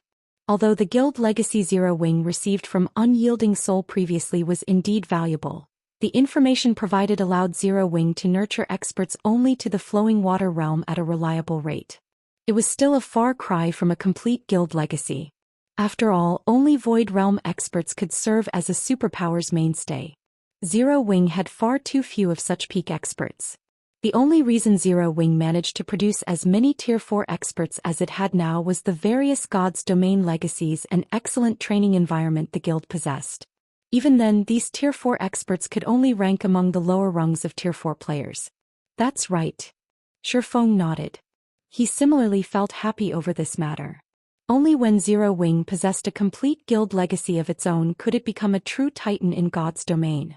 Once the guild had the Secret Pavilions and Netherworld Empire's guild legacies, it would no longer have to worry about lacking peak experts. Zero Wing could also recruit more talented players since these talents would no longer have to worry about Zero Wing lacking a guild legacy. Guild leader, what should we do next? Fire Dance asked. Now that we've become enemies with Mythology and Solar Temple, the Outer World forces will target Star Moon Kingdom and the Twin Towers Kingdom once the war resumes. Should we start withdrawing our forces from those two kingdoms? Mythology and Solar Temple held significant influence in the Eastern Continent. It was also certain that the Outer World forces would target Zero Wing. However, with Zero Wing's current strength, defending Star Moon Kingdom and the Twin Towers Kingdom wouldn't be feasible. To reduce Zero Wing's losses, the guild ought to begin pulling its forces out of these two kingdoms as soon as possible. Next. Chuckling, Feng said, go and gather all of the guild's Tier 4s now. Gather all of the guild's Tier 48? Feng's command confused Fire Dance. With the imminent war, what they should do was relocate the mobile fortress in Silverwing City. Otherwise, once the Outer World's NPC army arrived, Zero Wing would lose both strongholds. Read latest chapters at Wuxia World. Yes. Smiling, Feng said, since I've reached tier 5 already, it's about time we took care of the trouble over at the Orc Empire. We'll also use this opportunity to let the various superpowers know the consequences of offending us. The current God's domain had far too little knowledge of tier 5 existences. Even if Feng had killed Situ Qingtian and Qiang Tianhe, the various superpowers only knew that he was much stronger than tier 4 players. They still didn't understand what tier 5 represented. I'll have them gather right away. Fire Dance burned with eagerness when she heard Feng's words. Ever since she had gotten promoted to tier 4, she had never had a good fight or launched an all-out war against other superpowers. She also wasn't the only person to hold such sentiments. The other tier 4 experts in the guild harbored similar thoughts. Now they finally had the opportunity to display their strength. Chapter 2873, Present Zero Wing Orc Empire, Silverwing City. Droves of people came and went on the city's main street. More than half of these people were NPCs from the neighboring kingdoms and empires. Due to the world passages opening and the invasion of the Outer Worlds player and NPC forces, both native players and NPCs had their range of activity restricted significantly. As the strongest city in the Orc Empire, one capable of fending off attacks from anything below tier 5, Silverwing City had already become a mecca for the neighboring kingdoms and empires players and NPCs. Moreover, the news of Black Flame reaching tier 5 sent the number of players visiting Silverwing City skyrocketing, resulting in overcrowding. All of these new arrivals sought to join Zero Wing and develop long-term in Silverwing City. At this time, tier 4 experts radiating frightening auras appeared in Zero Wing's residence, one after another. The arrival of these experts instantly silenced the bustling residents. Even the players lining up to take the test to join the guild couldn't help feeling frightened. What's going on with Zero Wing? Why have so many tier 4 experts gathered? Are they here to maintain order since there are so many people applying to join the guild? Amazing. So this is Zero Wing? I saw over 50 tier 4 experts already. Some super guilds don't have this many tier 4 experts. That's not all of it. Look at their equipment. Every one of them has at least 3 pieces of level 150 epic equipment. I wonder when I'll be able to get one for myself? The eyes of the players lined up in the residence's courtyard widened in shock as they took in Zero Wing's tier 4 experts. Previously they had recognized that Zero Wing was a powerful guild but felt that it had become a superpower in God's domain only because of Zero Wing City and Black Flame's undefeated legend. Upon seeing the situation now, they realized that Zero Wing's foundation was far more terrifying than they thought. Not only did Zero Wing possess far more tier 4 experts than most superpowers, but these experts also had superior equipment standards compared to the various superpowers tier 4 experts. Currently, over 50 tier 4 experts were gathered in the courtyard. This was a spectacular scene that those present would rarely get to see in their lifetimes. Not to mention these tier 4 experts were not repressing their auras at all. When these auras overlapped, they came together to generate an aura far more frightening than that of superior mythic monsters. Even tier 3 experts shuddered involuntarily, forced to keep their distance from these tier 4 experts. Why would Zero Wing gather so many tier 4 experts here? Is it conducting a major operation or something? This is indeed unusual. A guild would gather so many of its tier 4 experts in one place only for a special event. As the number of tier 4 experts kept increasing, the non-members in the courtyard felt something amiss. Even Zero Wing's members started growing antsy at this situation. Jilurong looked at Violet Cloud, who had just arrived in the courtyard, and asked, "Big Sis Violet, do you know why the guild leader suddenly summoned us?" "I don't know either. Big Sis Fire suddenly contacted me and told me to come here right away," Violet Cloud replied, shaking her head. She then visually inspected Jilurong and exclaimed in surprise, "Lurong, your mana body is at the 110% completion rate already. You've made so much progress." Jilurong had joined Zero Wing only recently. Although Zero Wing was much stronger than before, the fact that Jilurong managed to increase her mana body's completion rate from under 105% to her current 110% proved that she was monstrously talented. It's because of the Sword Saint legacy Big Sis Fire gave me. If not for it, I would have taken much longer to reach 110%, Jilurong said, smiling. Inwardly she still felt a little delighted. After all, only a tiny number of experts in God's domain had managed to develop their mana bodies to a 110% completion rate at this stage of the game. However, when Ji Lurong carefully sensed the mana surrounding Violet Cloud's body, her delight instantly vanished. The mana close to Violet Cloud had already liquefied. Although it was limited to a small portion of her mana, it was still better than nothing. The fact that Violet Cloud could accomplish this feat meant that her mana body's completion rate had already reached 115% or above, according to what Feng told them. She might have even reached the 120% completion rate already. At this time, a masked, middle-aged man clad in black approached Ji Lurong. The aura this man radiated practically rivaled that of a superior mythic monster. This middle-aged man was none other than Crimson Mask, another Eternal Glory member who had joined Zero Wing. "Commander, why did Big Sis Fire suddenly call for us? Is something big going on?" Crimson Mask asked curiously as he looked at Ji Lurong. "I don't know. Big Sis Fire only told me to come here as soon as possible and nothing else." Ji Lurong shook her head. When she noticed the qualitative transformation of Crimson Mask's demeanor, she couldn't help sighing to herself ruefully. B*B greater than Y. /B. Initially, Crimson Mask had opposed Eternal Glory's joining Zero Wing. He felt that even without joining a guild he could still develop Eternal Glory to great heights. However, after a few bouts with Fire Dance and receiving a sound thrashing each time, Crimson Mask had changed completely.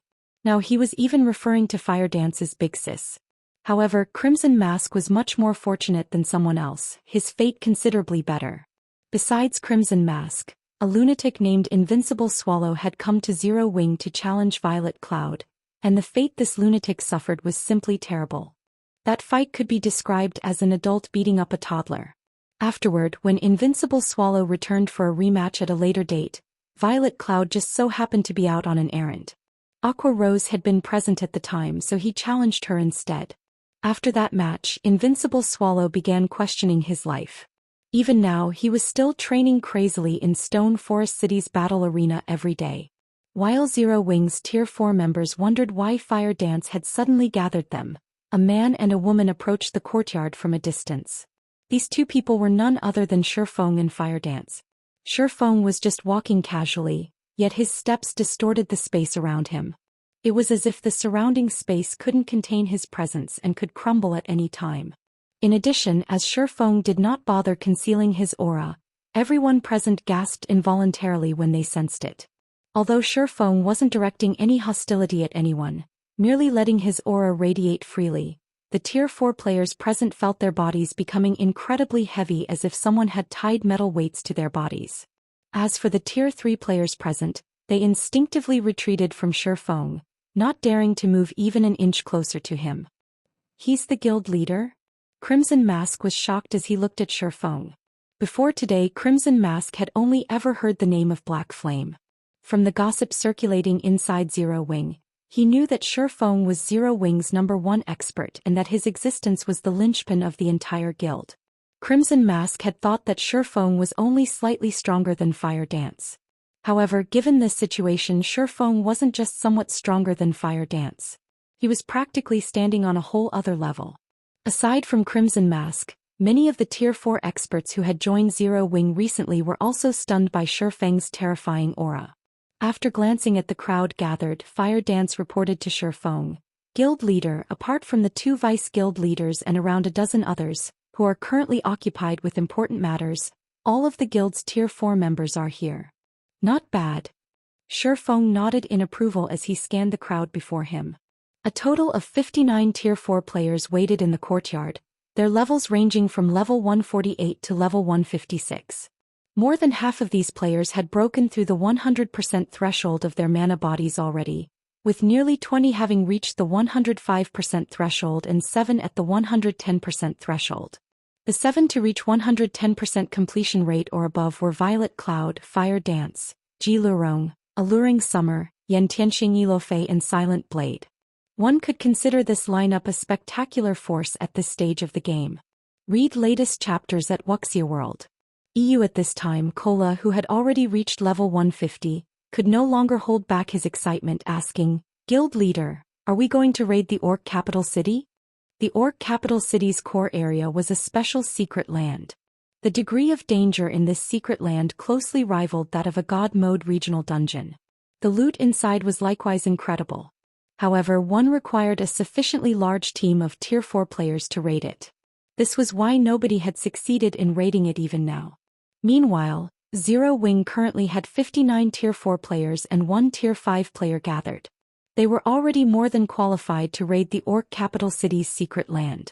When everyone heard Cola's words, they immediately grew restless. After all, this was a level 150+ secret land they were talking about. They would definitely gain significant harvests if they raided it.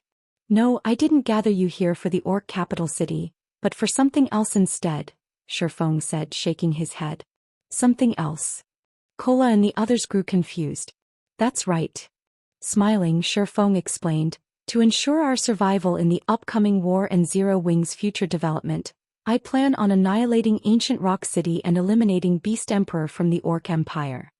Chapter 2874.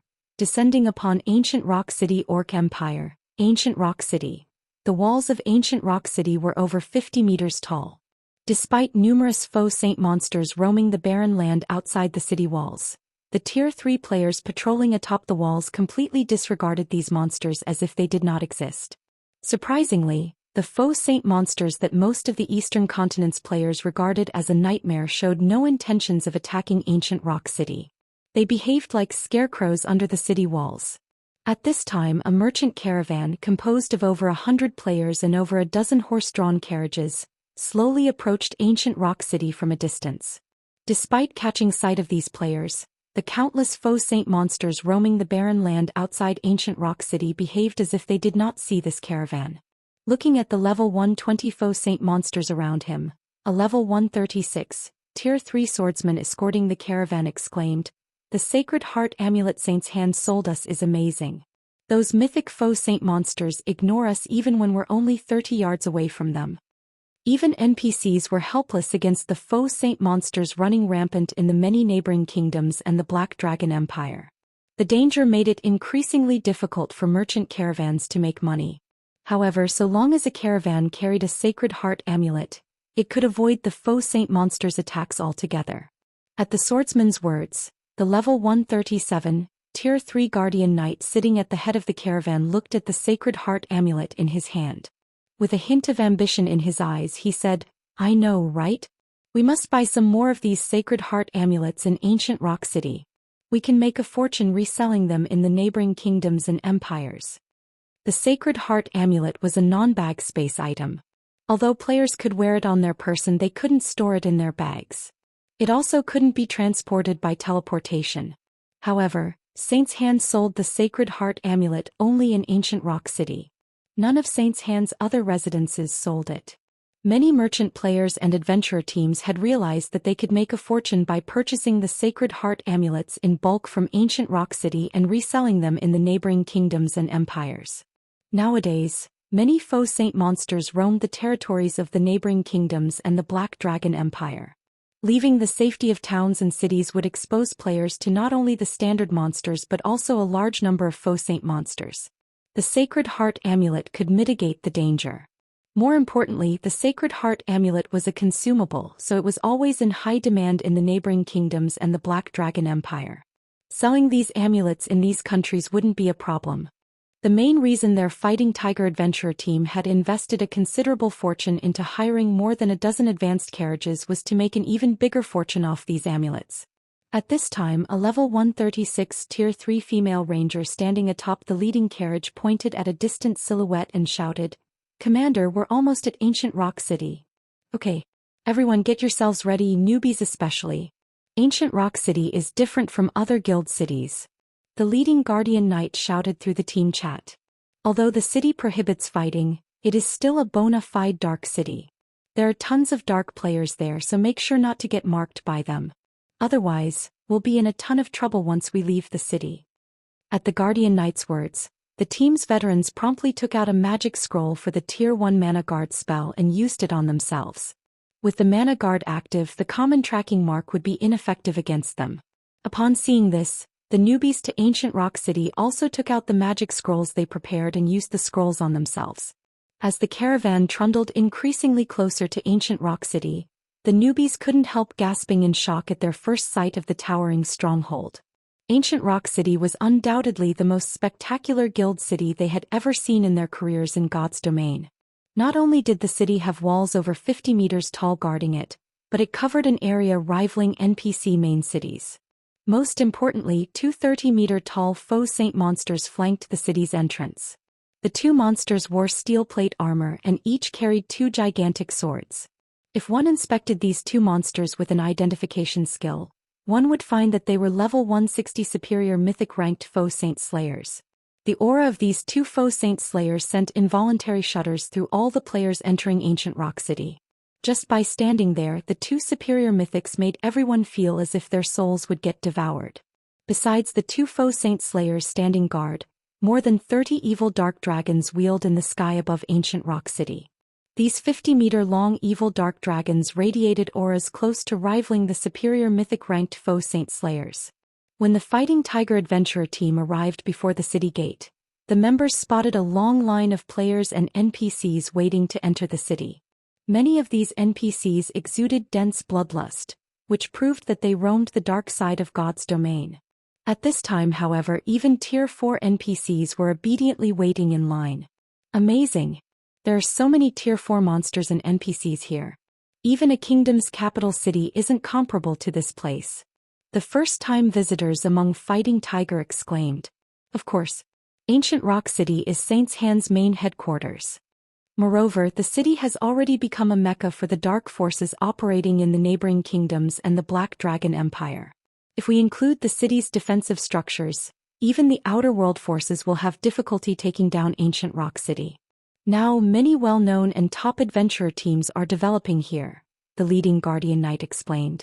From what I heard, the superpower Miracle has also dispatched many experts to garrison ancient Rock City. Ancient Rock City is the safest city in the Orc Empire. Nobody will dare target it.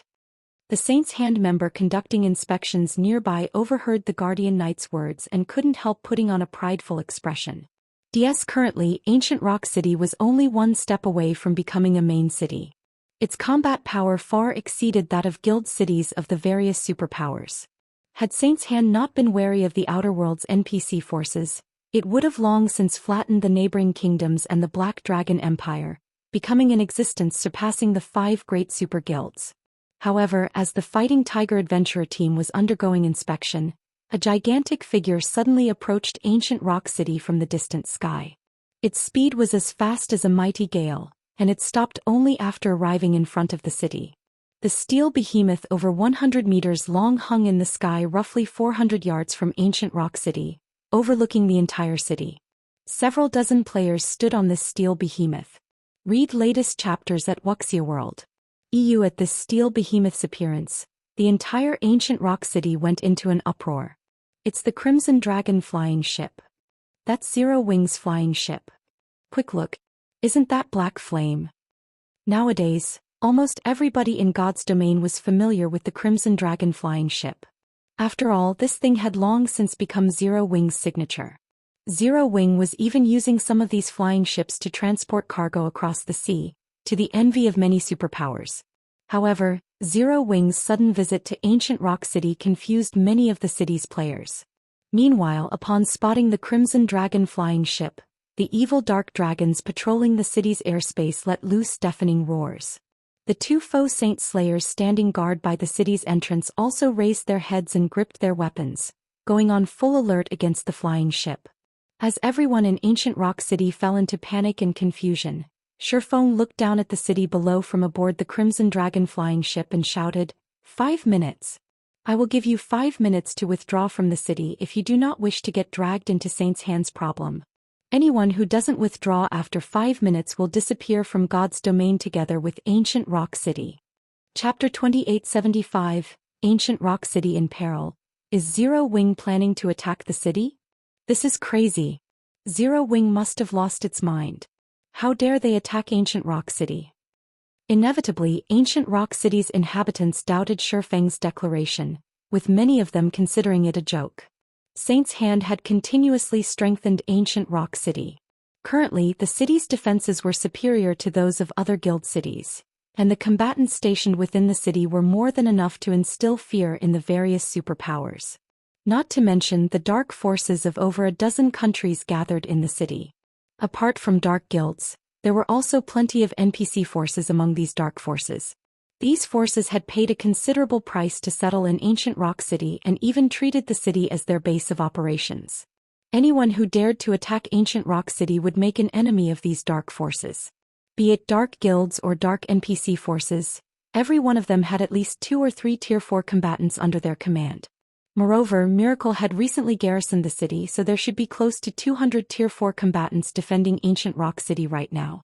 One could conquer an entire kingdom with that many Tier 4 combatants. Most importantly, ancient Rock City was currently an advanced guild city, only one step away from becoming a main guild city. Ancient Rock City's resident players weren't the only ones shocked by this situation. Beast Emperor, who was conducting research in the city lord's mansion, inadvertently crushed the research instrument he held when he received news of Zero Wing's sudden arrival. Black Flame, how bold of you! It seems you've gotten arrogant while I was lying low. Beast Emperor growled with a cold glint in his eyes.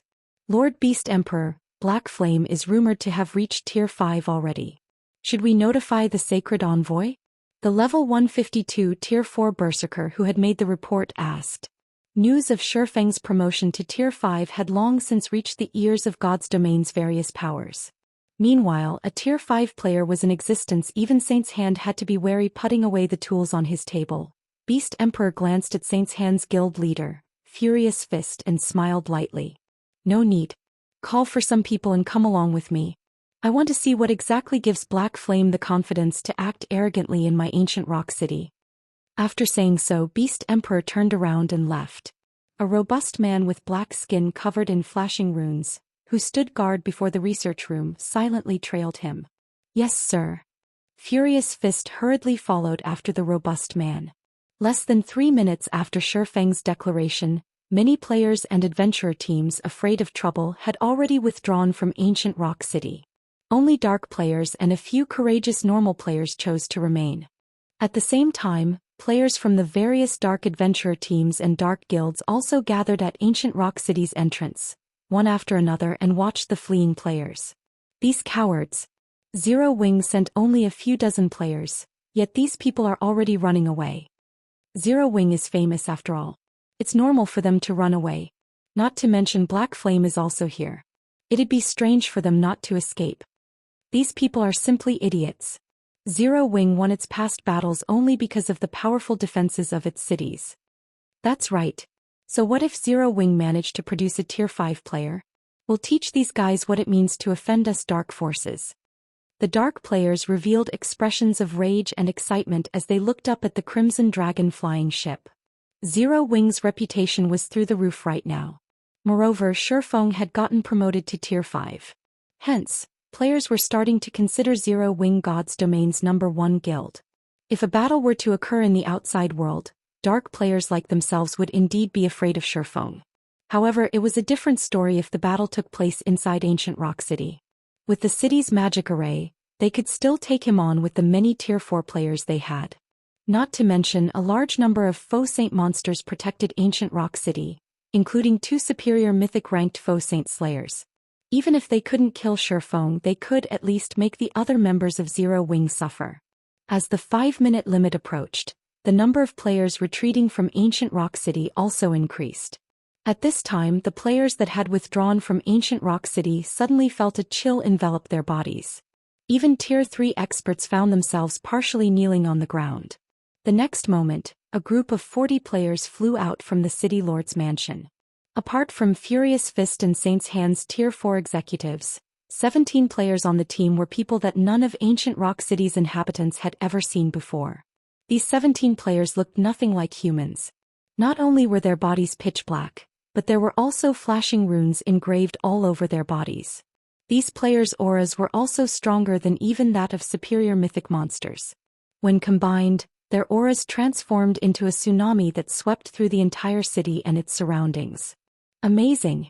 Is this Saint's Hand's rumored bloodstained Night Legion? That's not all. Even Beast Emperor left the city lord's mansion. It seems we'll have a good show this time. Indeed.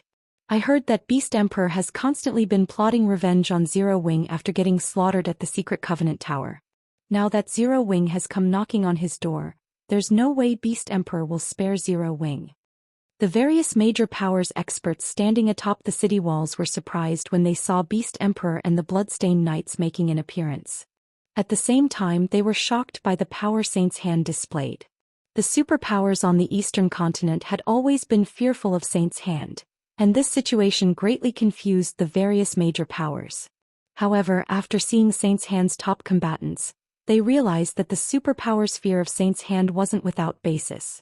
Setting aside the fact that Saint's hand had over 20 Tier 4 experts at the Void Realm or above, just the 17 rumored Bloodstained Knights were more than enough to instill fear into any player force. After all, even a Tier 4 player would tremble in fear if they had to go up against a Bloodstained Knight, let alone 17 Bloodstained Knights simultaneously. That would be a nightmare. Shortly afterward, Beast Emperor's group arrived above the city gate. Seeing this, the various powers' leadership promptly stepped forward to greet Beast Emperor. Thousand Miles, one of Miracle's vice guild leaders, was even among them. Thousand Miles' actions astonished the various major powers present. They never thought that even a superpower like Miracle would defer to Beast Emperor. After Beast Emperor responded to a few greetings, he flew into the air with his subordinates and glared at Feng on the Crimson Dragon flying ship. He then said coldly, "Black Flame, you and I could have stayed out of each other's way in the Orc Empire, yet you chose to come to attack me. So long as you apologize right now, I can ignore this transgression for the time being. Otherwise, none of you will be returning alive today." After Beast Emperor finished speaking, a frightening amount of evil energy erupted from the 17 Bloodstained Knights behind him, distorting the surrounding space and muddying it. The terrifying power within the evil energy made even those who had fled more than 1,000 yards from the city tremble.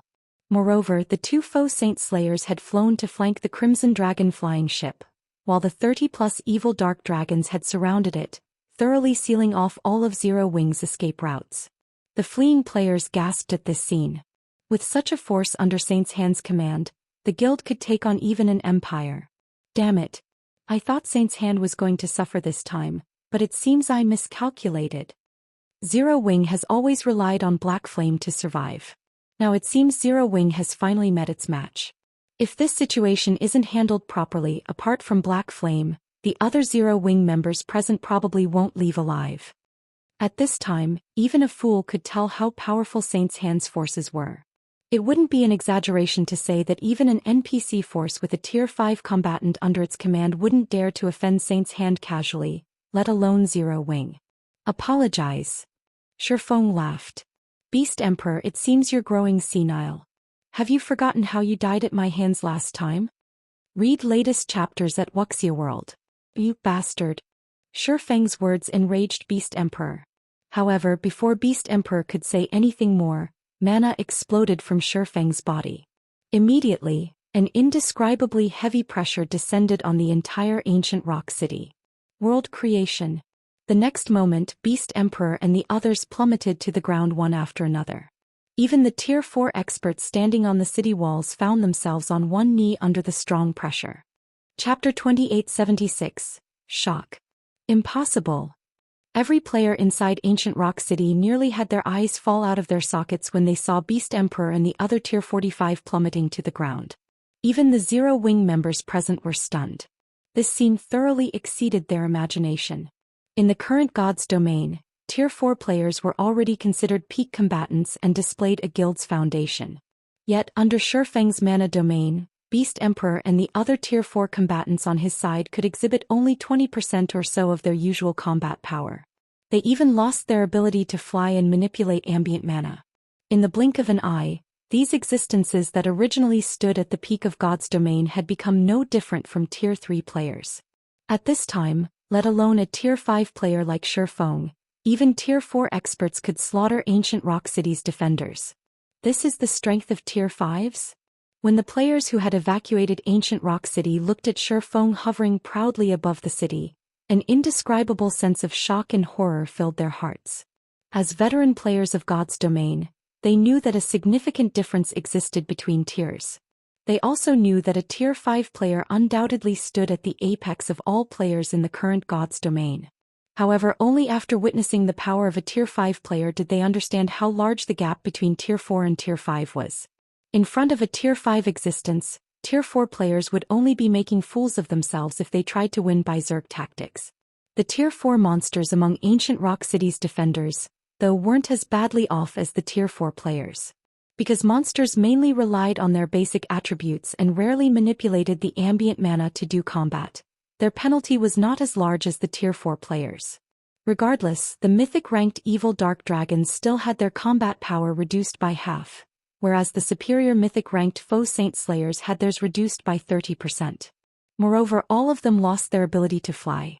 Against Tier 4 players capable of flight, they would be at a significant disadvantage. Unlike everyone else, Feng wasn't surprised at the scene before him. Everyone failed to understand that his mana domain was different from the average mana domain. Existences at the world creation standard could create a small world within their mana domains. The power of such a mana domain was on an entirely different level compared to the average mana domain. Even a Tier 5 existence would be at a disadvantage if they got caught within a Tier 5 world creation expert's mana domain without any countermeasures, let alone Tier 4 players and monsters. Meanwhile, after experiencing this unexpected turn of events, a hint of fear had surfaced in Beast Emperor's eyes. Despite this situation, he still sneered, "Black Flame, don't get too delighted just yet. Don't forget that this is ancient Rock City." As soon as Beast Emperor finished speaking, an enormous threefold magic array manifested from the City Lord's mansion. After the magic array gathered mana from the surroundings for a brief moment, it released pulses of mana that enveloped the city. Immediately, the city defenders felt the heavy pressure on their bodies disappear. Now, although Feng's mana domain still subjected everyone to a certain degree of suppression, their combat power had recovered to 80% of their usual. More importantly, they had also regained their ability to fly. Feng was slightly surprised when he looked at the barrier enveloping ancient Rock City. What a powerful barrier. It seems you've invested quite a lot into this city. His mana domain could render even master magic barriers useless. One would need to use at least a Grandmaster magic barrier to contend with his mana domain. Meanwhile, Grandmaster magic arrays were incredibly rare in God's domain, let alone a Grandmaster magic array that could cover an entire city.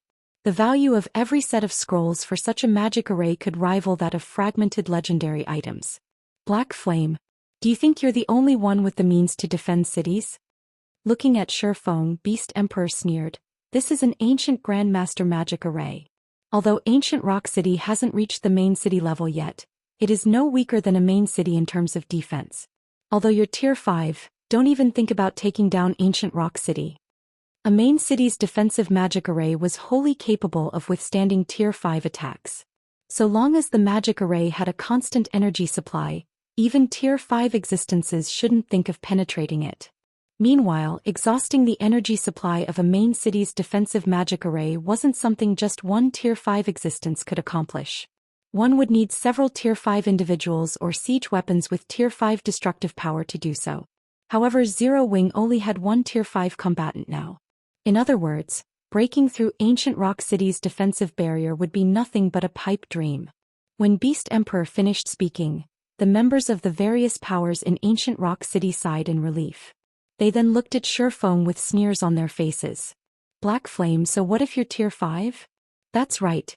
What can you do by yourself?"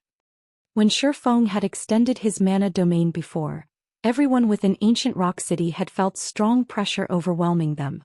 Saint's Hand's Tier 4 experts were no exception. However, now that ancient Rock City had deployed its defensive magic array, even a Tier 5 player like Feng would be helpless against them. Next, all they needed to do was fight a war of attrition, something they did not fear in the slightest. After all, ancient Rock City had accumulated a massive stockpile of magic crystals from the sales of Sacred Heart amulets. Not to mention, the Outer World's NPC forces would soon begin the second war against the Eastern Continent's native forces.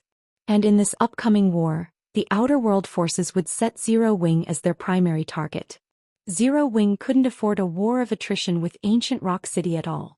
The longer it fought, the worse off it would be in the upcoming war. "Guild leader, let's attack the barrier together.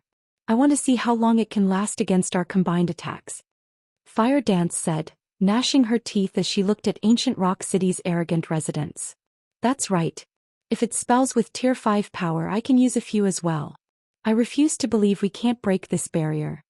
Zhao Yueru said, nodding in agreement with Fire Dance. For other Tier 4 players, exhibiting Tier 5 power would indeed be a challenging task. However, her Frost Flame's Wrath was a top-tier fragmented legendary weapon. With it, the Fire and Ice-type Tier 4 spells she cast could exhibit Tier 5 power. No, that won't be necessary, Feng said, shaking his head. Zhao Yueru was a bona fide mobile turret. If he hadn't gotten promoted to Tier 5, she would rank at the very top of Zero Wing in terms of firepower. However, besieging a city was different from attacking monsters. The defenders inside the city could launch attacks to counter Zhao Yueru's spells. The defenders could even target her directly, preventing her from casting her spells altogether. This would drastically reduce Zhao Yueru's ability to damage the defensive magic array. Having only the occasional Tier 5 attack land on the defensive magic array would yield hardly any effect. But we can't just sit still and do nothing, right? Zhao Yueru said in annoyance. Although she knew that she couldn't contribute much, it was still better than nothing. Moreover, if they allowed Saint's Hand to continue behaving so arrogantly, it would deal a massive blow to Zero Wing's morale. After all, Zero Wing had already declared to the public that it would capture Ancient Rock City. Currently, everyone was watching this fight. The various powers absent from this battlefield were no exception. They were all observing every detail of the battlefield and tensely awaiting the outcome of this siege. If Zero Wing won, then the various superpowers would no longer dare entertain thoughts of resisting Zero Wing on the eastern continent. However, if Zero Wing returned foiled, many superpowers would begin having designs on Zero Wing. They might even ally with Saint's Hand to deal with Zero Wing. Of course not, Feng said, chuckling. I'm merely saying that you don't need to take action. All you need to do is watch. Just watch. Zhao Yueru looked at Feng in confusion. The guild city in front of them rivaled a main city. How could they possibly capture it just by looking at it? The other Zero Wing members present were also confused, failing to understand what was going through their guild leader's mind. However, Feng did not bother explaining himself. Instead, he flew to an altitude several hundred meters above Ancient Rock City and began chanting an incantation, his chanting causing the surrounding mana to swarm toward him. Upon seeing Feng's actions, Ancient Rock City's defenders laughed. Are you trying to use a Tier 5 large-scale destruction spell? Beast Emperor sneered as he looked at Feng. This is nothing but a futile struggle. Let alone a Tier 5 sword saint like yourself. Even a Tier 5 divine mage can't do anything against Ancient Rock City's defensive magic array. Everyone prepare for battle. Target the flying ship. Beast Emperor ignored Feng's attack, as there was no way weakened Tier 4 attacks could do anything against Feng. However, it was a different story for the Crimson Dragon flying ship. The flying ship wouldn't last long before a barrage of Tier 4 attacks. It would fall quickly even if Zero Wing's Tier 4 experts defended it. The many Tier 4 magical classes atop the city walls promptly began casting their respective spells, while the other Tier 4 ranged classes launched attacks at the flying ship. The 30-plus evil dark dragons took to the skies and bombarded the flying ship.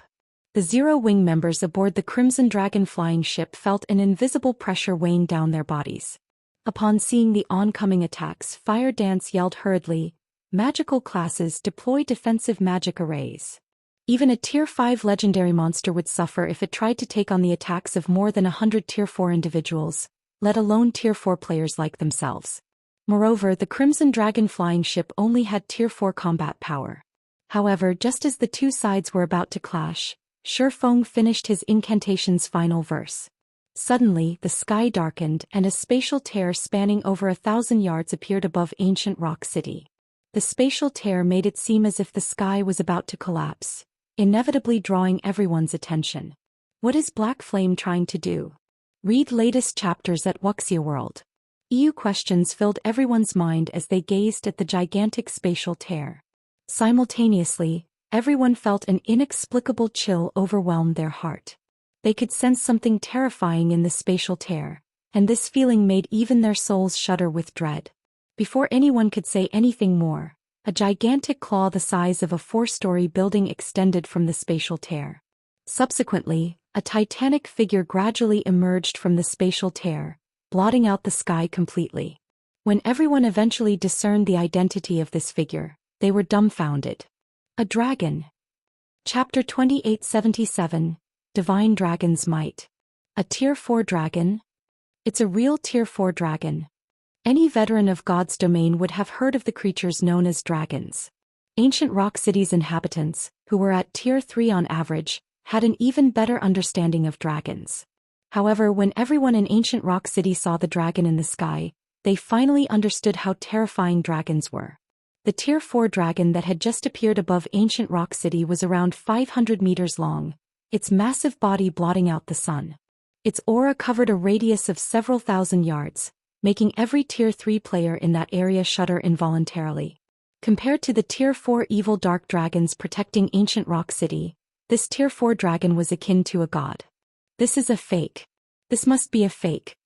How can a player summon a real Tier 4 dragon? The various powers experts standing atop the city walls revealed expressions of shock and horror. A Tier 4 dragon rivaled Tier 5 existences. Current Tier 4 players couldn't afford to provoke it. Likewise, it shouldn't be something players could control. Nevertheless, Feng had summoned a Tier 4 dragon. How could they believe this? This situation was even more unbelievable and shocking than Feng's promotion to Tier 5. After all, given enough time, a dragon would reach Tier 5 without fail. Meanwhile, a Tier 5 dragon was practically an invincible existence in God's domain. Everyone don't panic. While a Tier 4 dragon is scary, Ancient Rock City's defensive magic array isn't weak either. Saint's Heart's guild leader, Furious Fist, shouted hurriedly when he saw the panicked defenders. It's just one more Tier 5 combatant. So long as we combine our strengths, Black Flame will still be helpless against us. Furious Fist's words calmed Ancient Rock City's experts somewhat. When they remembered how extraordinary the city's defensive magic array was, they felt that defending against Zero Wing's assault wouldn't be impossible. However, regardless of this battle's outcome, most likely nobody in God's domain would dare provoke Zero Wing anymore. Zero Wing would also officially become God's domain's #1 guild. After all, which player force in God's domain could contend against the combination of a Tier 5 player and a Tier 4 dragon? At this time, some of the dark guilds based in Ancient Rock City started regretting making an enemy of Zero Wing. While they might escape tragedy today thanks to Ancient Rock City, what about the future? They couldn't possibly hide in Ancient Rock City forever, right? While the various dark guilds regretted their decisions, 1,000 Miles's complexion turned indescribably ashen as he looked at the dragon in the sky. Noticing 1,000 Miles's pallidness, Furious Fist asked, "Vice Guild Leader Miles, what's wrong? Is there a problem with that dragon?" No matter how many times Furious Fist inspected the dragon hovering in the sky with his ordinary identification skill, the result said this dragon was the real deal. Moreover, there was no doubt that the dragon was Tier 4, and it had reached level 165. However, he couldn't get any further information on the dragon without a higher-ranking identification skill. As a Vice Guild Leader of Miracle, 1,000 Miles should have a high-ranking identification skill, so it wouldn't be strange if he managed to see some more information. A look of despair appeared on 1,000 Miles's face as he said, "That's not just a dragon. That's a divine dragon. A silver divine dragon." Divine dragon? Furious Fist was stunned. Glaring at 1,000 Miles, he demanded, "Brother Miles, you're not joking with me, right? If you are, this joke isn't funny at all." Divine dragons were kings among the dragon race. An ordinary dragon and a divine dragon were as different as an ordinary monster and an archaic species. The two were completely different creations. Turning to Furious Fist, 1,000 Miles smiled wryly and said, "I wish that were the case, but do you think I'm joking?" 1,000 Miles regretted using his high-ranking identification skill on the dragon. Had he not probed any further, he would have held some hope for victory in his heart. Now, though, no such hope existed. Meanwhile, when the players who had fled Ancient Rock City gazed at the distant silver divine dragon, they were flabbergasted for a long time. Is this why Zero Wing was confident in attacking Ancient Rock City? A divine dragon? I must be dreaming. That's right. This must be a dream. I just reached tier 4, so how could Black Flame have reached tier 5 and gained control over a divine dragon already? This is a dream.